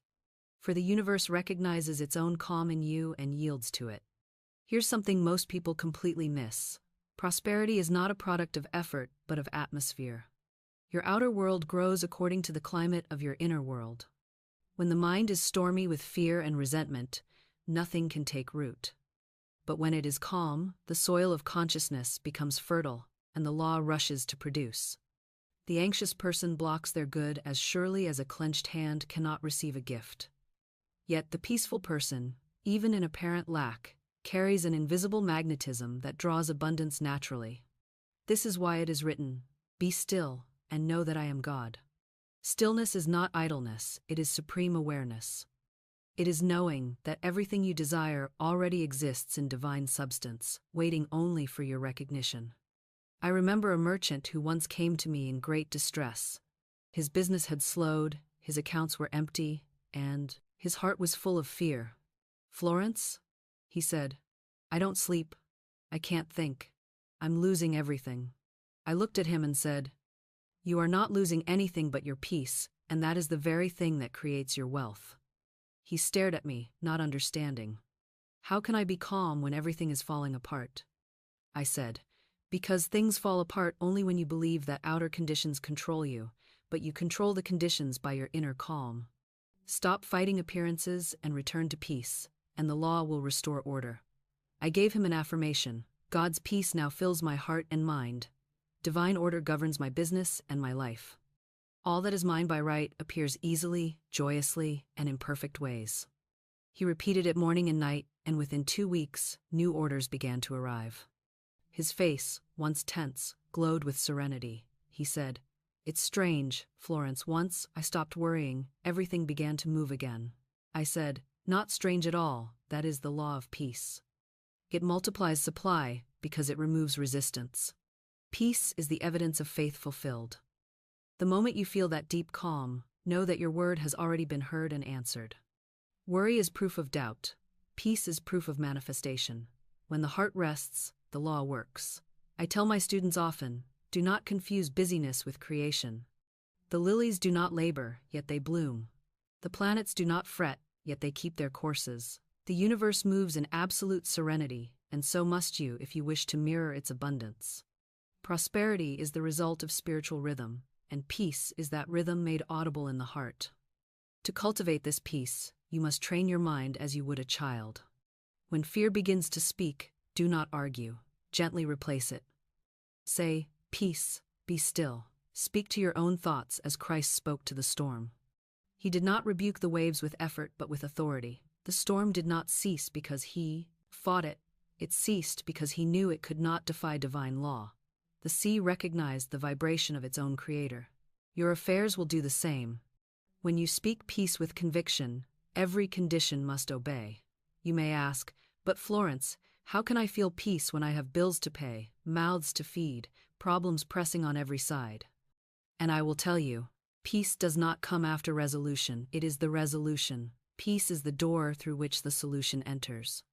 The moment you still the mind, intuition awakens, ideas flow, and opportunities appear. You will suddenly know what to do and when to do it. Spirit cannot guide a restless heart any more than sunlight can reflect on a churning sea. Calm the waters, and the image of heaven appears. One of my favorite affirmations for peace is simple but powerful. I am anchored in divine calm. Nothing and no one can disturb the peace of my soul. I have seen this statement dissolve conflict, heal illness, and even attract money, because peace restores the proper vibration for all good. When you live in peace, you send out a silent message to the universe: I trust you. And the universe, hearing its own language of harmony, rushes to confirm it. Let me share another example. A woman once told me that she had been waiting for a large sum of money owed to her, but had grown anxious because it was delayed. She said, I can't rest until it arrives. I said, my dear, it will not arrive until you rest. She laughed through her worry, but she understood. She began practicing stillness, sitting each morning for a few minutes to breathe and affirm, God's order is perfect, and I am in it. Within days, the payment arrived unexpectedly. It was as if the delay vanished overnight, she said. I replied, it did vanish the moment you stopped seeing it as a delay. Peace was your payment, the money was just its echo. Peace also multiplies supply because it dissolves fear of loss. The peaceful person knows that nothing real can be taken, and nothing unreal can be kept. They live in a quiet security that magnetizes prosperity. Money flows to them as naturally as breath flows through the lungs. They do not chase opportunities, they attract them through calm assurance. Even their presence brings comfort to others, for peace radiates. It is the highest currency in the universe. There is no true wealth without peace. You may gather fortunes, but if your heart trembles with worry, you are still poor. But a single day lived in deep contentment is a taste of heaven itself. Therefore, make peace your priority, and everything else will follow. Seek ye first the kingdom of stillness, and all these things shall be added unto you. Let us affirm together, the peace of God now floods my consciousness. I am still, and know that divine order governs all. Every appearance of disorder dissolves now into harmony. My wealth multiplies in peace, my success flows in serenity, and my life unfolds in divine ease. Breathe those words in, and as you do, imagine them spreading like light through your body, your mind, your affairs. That glow you feel is the vibration of peace, establishing itself in you, forming the invisible pattern for your next blessing. And now, having found rest in the law, having learned that peace is both the seed and the fruit of prosperity, we shall take the next step beyond the inner stillness into the active living of divine order. For once the blocks are cleared and the timing trusted, there remains only one thing: to live as the open channel of heaven's wealth, to become not merely a receiver of good, but its radiant distributor. Let us move now into that understanding the art of living as the channel of divine supply. There is a sacred moment in every soul's journey when it suddenly realizes that it has never truly lacked, that every breath it has ever taken has been provided for before the need arose, that every step it has ever walked was supported by the invisible floor of divine love. In that moment of awakening, the restless desire for more begins to fade, and peace takes its place. This is the consciousness of enough. It is not the cold resignation of one who settles for less, but the radiant awareness of one who finally sees that they already live in the midst of plenty. To say, I have enough, is not to limit yourself, it is to open the door to unlimited supply. For heaven never pours more water into a cup that is already overflowing with anxiety, but it fills endlessly the vessel that rests in gratitude. Most people live as beggars at a banquet. They look at the feast of life and believe that abundance belongs to others, the rich, the lucky, the chosen, while they are left to scrape from the crumbs of circumstance. But the truth is that the banquet is not around them, it is within them. The food on the table, the clothes on the back, the roof overhead, these are symbols, not sources. The real feast is consciousness, the state of inner sufficiency that knows, I am cared for, I am guided, I am supplied. When you live from that knowing, every outer thing you need arrives, because you are no longer vibrating lack. You have shifted from pleading to possession, from grasping to gratitude, from fear to faith. Here's something most people completely miss. When you declare that you have enough, you are not cutting yourself off from increase. You are aligning yourself with it. The law of divine supply does not reward craving, it responds to contentment. It cannot fill what appears full of need. When you say, I already have enough, you are declaring trust in divine order, and that trust expands your borders. The very attitude of satisfaction multiplies what you have, for the universe mirrors your faith. It hears your serenity and sends more of what matches it. The one who chases money sends out the vibration of lack, and lack returns. But the one who rests in sufficiency sends out the vibration of plenty, and plenty rushes to meet it. I remember a woman who once told me, "Florence, I never seem to get ahead. I earn more, but it's never enough." I said, "Then you must stop saying, 'never enough.' You are commanding the law to keep you wanting. Begin saying, 'I have enough now,' and it multiplies daily." She laughed and said, "But Florence, what if it's not true?" I said, "Say it until it becomes true. The law does not check your bank account, it checks your belief."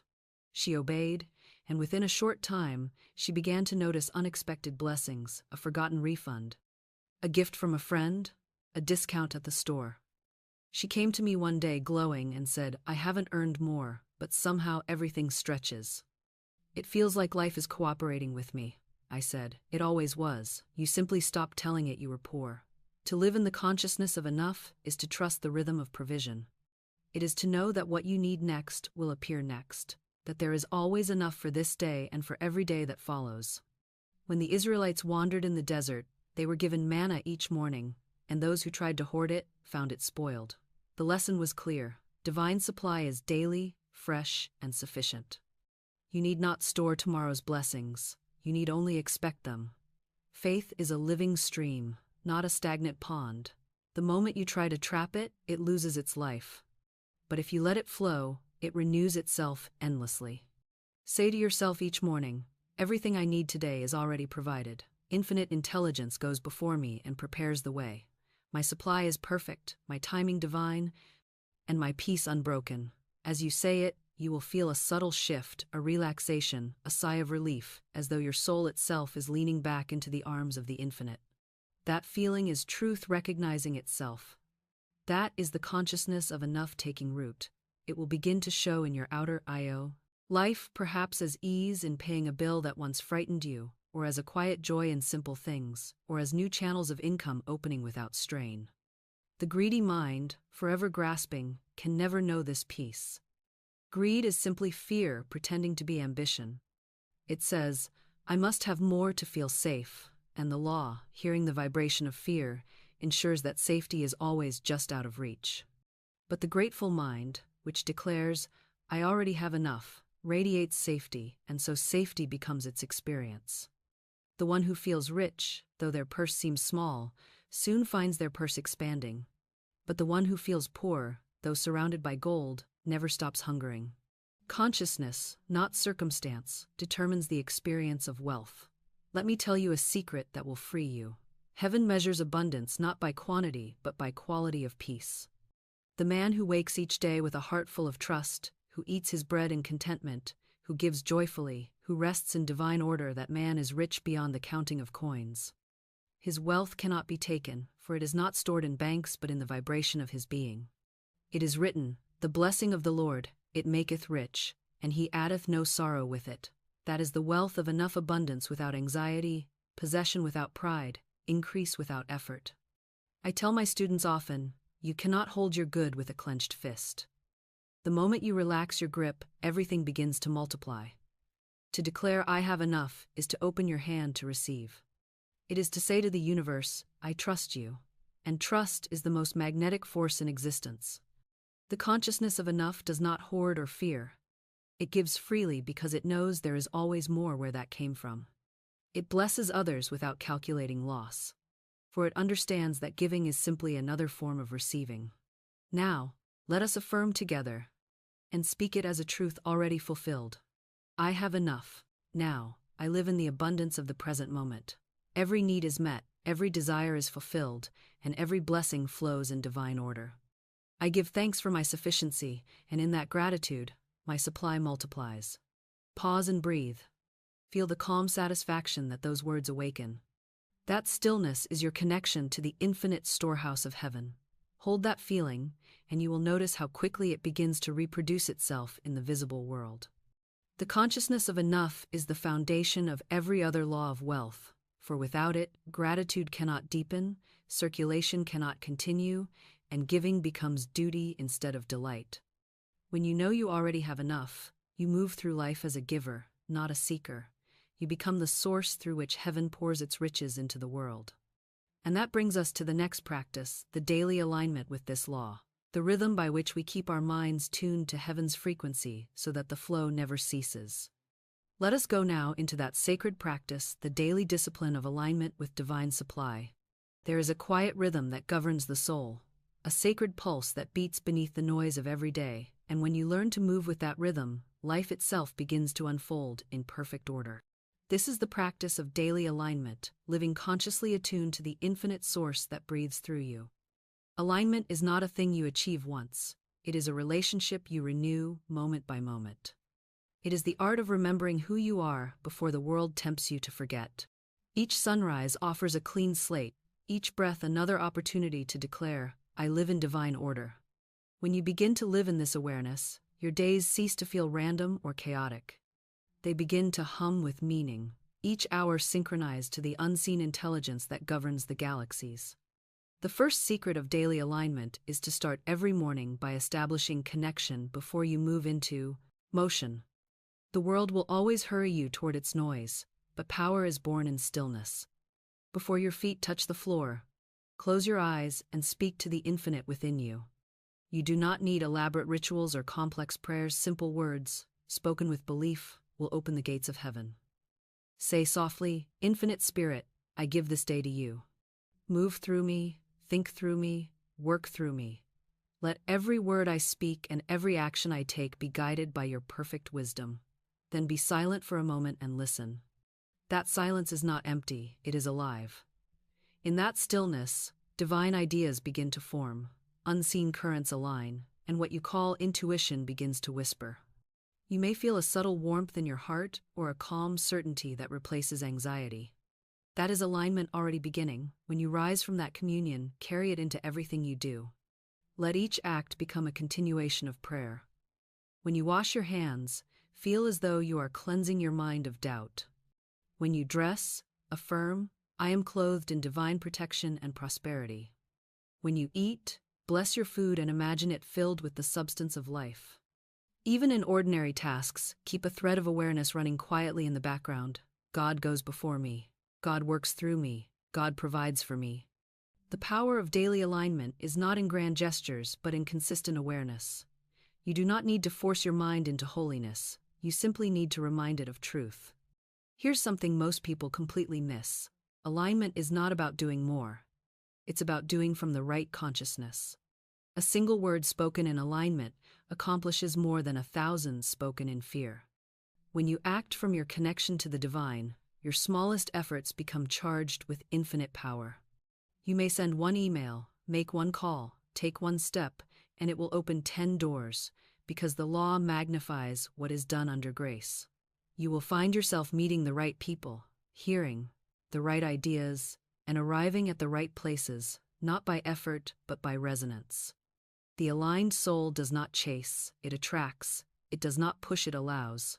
During the day, pause often to realign. You do not need to stop your work or sit in meditation. A simple inward shift is enough. Take a breath and silently say, peace, be still. That small act of remembrance brings you back to the vibration of heaven. I do this many times a day. When I sense tension creeping in, or when an unexpected challenge arises, I stop for a heartbeat and say, Infinite Spirit, I put this situation in your hands. Almost immediately, the heaviness lifts, and what felt complicated becomes simple again. You will find that life's interruptions become invitations to deeper faith. Each pause resets the rhythm. Each moment of surrender strengthens your alignment. The evening is just as sacred as the morning. As night approaches, release the day entirely. Before you sleep, take a few quiet minutes to review the events of your day with gratitude. Do not dwell on what went wrong. Bless it and let it go. Say, I give thanks for all that was good and release all that was not. Divine order governs this day, and I rest in peace. If something still troubles you, speak it into the light. Infinite Spirit, I cast this burden upon you, and I go free. Then close your eyes and imagine the weight lifting off your heart like mist dissolving into sunlight. Sleep will come easily, for peace will be your pillow. And as you sleep, the subconscious, the treasurer of heaven, will go to work, arranging, aligning, balancing every detail according to your last decree. You will awaken, renewed, for the night has worked miracles while you rested. There is another dimension to daily alignment that I wish to share. It is the discipline of joy. Joy is not frivolous, it is spiritual seriousness. It is the recognition that heaven is not somewhere you will go, but something you can experience now. When you allow yourself to feel joy, you become magnetic to all that is good. Joy is the fragrance of alignment, the proof that your soul is in tune with the divine. Sing if you feel inspired, smile for no reason, find beauty in small things. The moment you do, you lift the vibration of your whole being, and that vibration calls forth more joy, more peace, more supply. One of my students once asked me, "Florence, what do I do when I fall out of alignment?" I said, "Do not scold yourself, realign. The law does not punish you for forgetting. It simply waits for you to remember. The moment you remember, you are back in harmony." The divine mind holds no grudges, keeps no score. Its nature is perpetual forgiveness. Think of it like a compass. No matter how far you wander, the needle always points home. Your only task is to look and follow. Let me give you a simple daily formula that never fails. In the morning, gratitude. At noon, faith. In the evening, release. Gratitude opens the channel. Faith keeps it flowing. Release keeps it clear. If you practice these 3 states daily, your life will become an unbroken circle of manifestation. Gratitude says, "I already have." Faith says, "It is working." Release says, "It is done." And the law responds with perfect accuracy. Now let us seal this section with a living affirmation, speak it aloud, and feel every word as truth. Each day I wake aligned with divine order. Infinite Spirit moves before me and prepares my way. My thoughts are clear, my actions inspired, my results perfect. Every moment is guided by love, and I am safe in God's rhythm. Morning, noon, and night, I rest in divine alignment. Breathe slowly and deeply. That calm that fills you now is the very vibration of alignment, the music of heaven playing quietly through your soul. If you carry it into your days, everything you touch will prosper, every door you knock upon will open, every step you take will fall upon prepared ground. And now, having learned to align with this law each day, to live in harmony with the unseen rhythm of supply, we move to the final crown of divine prosperity, the law of service, the art of giving back, of letting the riches that flow through you become blessings that multiply through others. For abundance that is not shared grows stagnant, but abundance that serves becomes eternal. Let us go now into the great revelation of service, the crown jewel of heaven's wealth. There comes a point in every soul's growth where the desire to receive transforms into the desire to give, where the joy of having is surpassed by the joy of sharing, where one's own good is no longer enough unless it becomes the good of many. This is the final revelation of wealth, the understanding that true prosperity cannot be possessed. It must be circulated, expressed, and multiplied through service. When you serve, you become a living channel for the divine. You are no longer a cup being filled, but the fountain itself. Service is not sacrifice, it is expansion. It is the realization that God's abundance flows through you, not to you. Every great life, every enduring success, every fortune that blesses generations has been built upon this principle. The selfish man may hoard riches, but they decay in his hands. The servant of spirit gives freely, and the universe replenishes him endlessly. You must understand that the law of wealth is never one of accumulation but of transmission. Divine substance is like light, it cannot be stored in darkness, it must shine. The moment you try to hoard it, you cut yourself off from its source. To serve is to keep the current alive. Every time you lift another, you lift yourself. Every time you bless another, you are blessed. It is impossible to give without receiving, because giving and receiving are the same act seen from 2 ends of the same current. The river that stops flowing becomes a swamp. The heart that stops giving becomes barren. But if you open yourself as a channel of divine generosity, you enter into an inexhaustible circuit of supply. Here's something most people completely miss. Service is not always about grand gestures. It begins in the small, unseen acts that carry the vibration of love. A kind word, spoken in sincerity, a helping hand offered without expectation, a moment of genuine attention, these are the gold coins of the spiritual economy. They enrich both giver and receiver because they are charged with the substance of God. You do not need to change the world, you only need to serve it where you stand. Every workplace, every home, every conversation is a field waiting for the seeds of love. The law guarantees that whatever you plant there will return to you multiplied, sometimes through the same channel, often through others. I once knew a woman who prayed for prosperity, yet remained anxious and dissatisfied. "Florence," she said, "I affirm daily, I tithe faithfully, yet nothing changes." I looked at her and said, "Then you must add love to your work. What you do must serve something greater than yourself." She frowned and asked, "How?" I said, "Begin by blessing everyone you interact with. See your work as a ministry, your customers as divine appointments, your earnings as energy to be shared."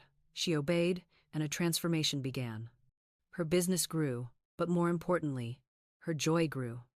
"I finally understand," she said, "that my real wealth is not in what I make, but in the love I give while making it." I told her, "You have found the crown of wealth service. That which blesses others can never diminish you, it multiplies you. The consciousness of service frees you from fear of loss because you no longer see yourself as the source. When you know you are a channel, you understand that the supply passing through you belongs to God, and God cannot run out. The joy of service is that it shifts your focus from self to spirit, and in that shift, lack disappears. You stop asking, "What can I get?" and start asking, "What can I give?" And the answer always returns, everything. The one who serves from the heart never worries about reward, for the law itself is their reward. You cannot serve in love without prosperity finding you, for love is the currency of heaven, and service is its circulation. I often think of the sun when I speak of service. It shines without calculation, without discrimination, upon saint and sinner alike. It never withholds its light out of fear it might run short. It gives because that is its nature, and in giving, it remains radiant.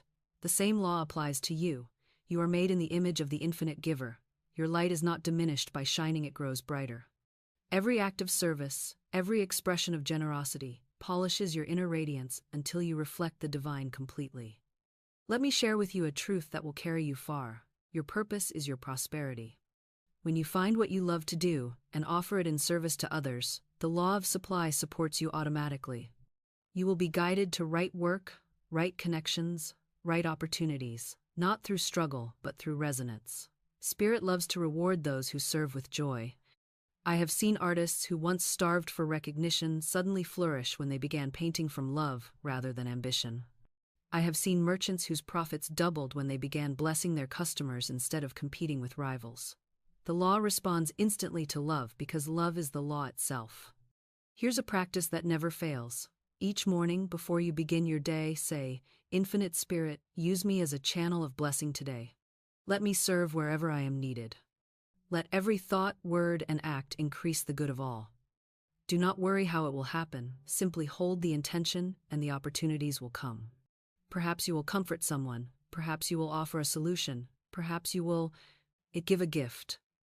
It does not matter how small it seems. The law does not measure size, it measures sincerity. And at night, when you rest, give thanks for having been of service, and you will find that joy fills your sleep and your tomorrows bring miracles. The highest service you can give is to live truth so completely that others are inspired to do the same. When you walk in faith, you give others permission to believe. When you demonstrate prosperity by divine law, you prove that heaven's promises are real. Your very life becomes a ministry, your presence a sermon, your success a testimony. You do not need to preach. You only need to live as the expression of divine abundance. That is the ultimate service, to be the proof that God's law works. Now, let us seal this teaching with a declaration of truth. Say it aloud and feel it move through you. I am a channel of divine service. Infinite Spirit works through me to bless the world. Every act I perform multiplies good for myself and for all. I give freely, I serve joyfully, I prosper continually. My purpose is my prosperity, and my prosperity is eternal. Take a deep breath and feel the quiet dignity of those words. That is the crown of wealth settling upon your consciousness. You are now wearing the invisible diadem of divine service, the mark of one who has transcended need and entered into eternal supply. And now, having walked through the laws of giving, gratitude, peace, and service, we come to the closing revelation, the moment of completion, the sealing of these truths into living experience. Let us move into that sacred finale where all the laws meet in one eternal affirmation of abundance, and where we proclaim the word that opens the everlasting gates of divine wealth. And now, beloved, we have walked the long, luminous path together. We have traced the law from its silent birth in the heavens to its living manifestation in the human heart. We have watched it take shape in faith, grow strong in gratitude, flow freely in service, and rest in peace.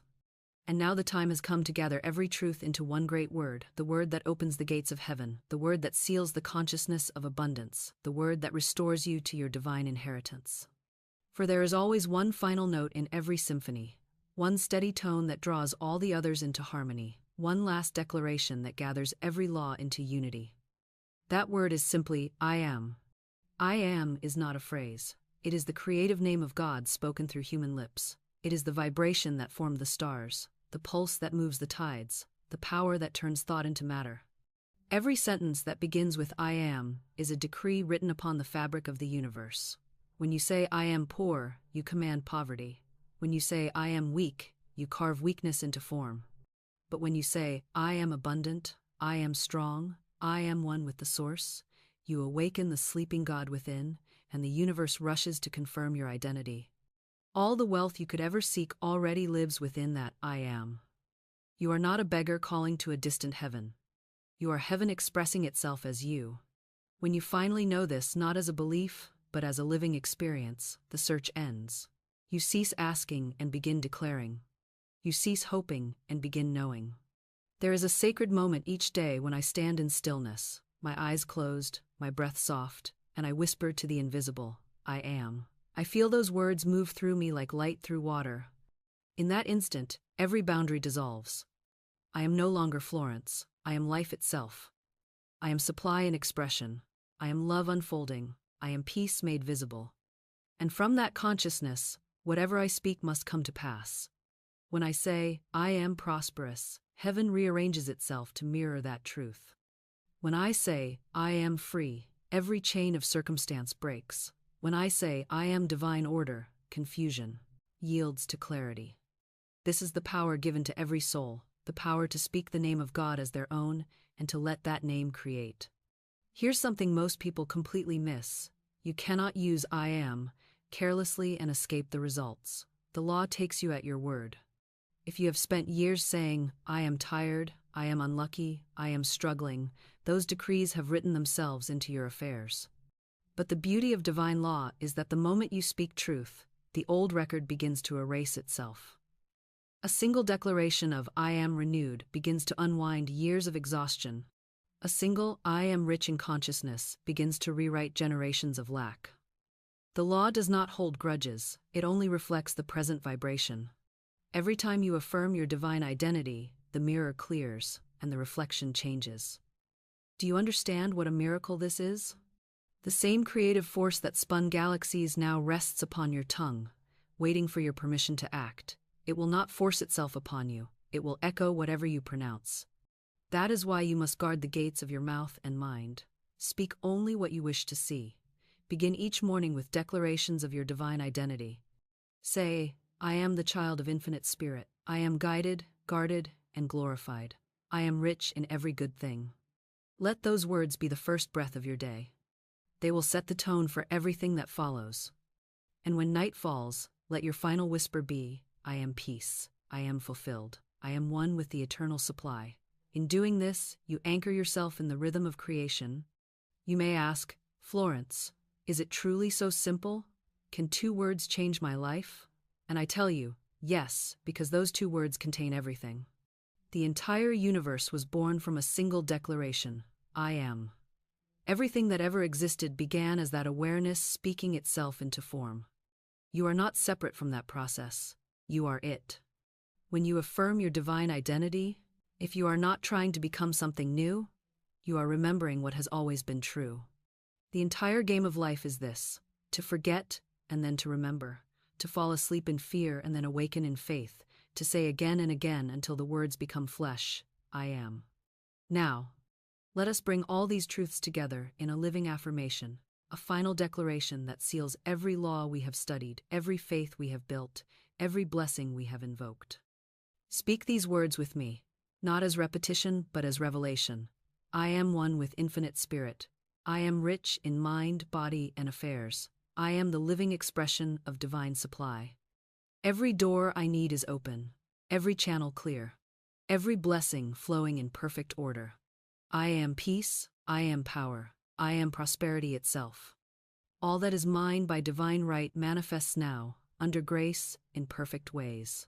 Say it again softly, until you can feel the vibration of those words resonating in your heart like the hum of creation itself. That hum is not imagination, it is reality. It is the current of life, recognizing your authority. It is the universe saying, yes. In this consciousness, there is nothing more to seek. You have entered the kingdom, not as a visitor but as its rightful heir. You are no longer trying to reach abundance, you are abundance walking in human form. You are no longer asking heaven to remember you, you have remembered heaven. The law no longer feels like something outside of you, it beats with your very pulse. And from this day forward, every word you speak, every step you take, every act you perform will carry the vibration of divine certainty. Let this truth settle into your being. You were never meant to chase prosperity, you were meant to channel it. You were never meant to beg for miracles, you were meant to become one. You were never meant to live in fear of time, loss, or limitation. You were meant to walk in the eternal now, where all is finished, all is perfect, all is provided. So I bless you, now, with the full awareness of your own divine identity. I bless your path, your home, your work, your relationships, your dreams. I bless every part of your life as an open channel through which heaven's wealth flows ceaselessly. I bless you with the peace that passes understanding, the joy that cannot be stolen, and the abundance that can never run dry. And as I leave you in this consciousness, remember, this law, older than the stars and richer than gold, is written not in books or in heaven, but in your own heart. Speak it, live it, trust it, and the world will bow to your word, for your word is the word of God made manifest. Say it one last time with me, with conviction that shakes the heavens and steadies the earth. I am. Now be still. The law is fulfilled, the word is spoken, and it is done under grace, in perfect ways.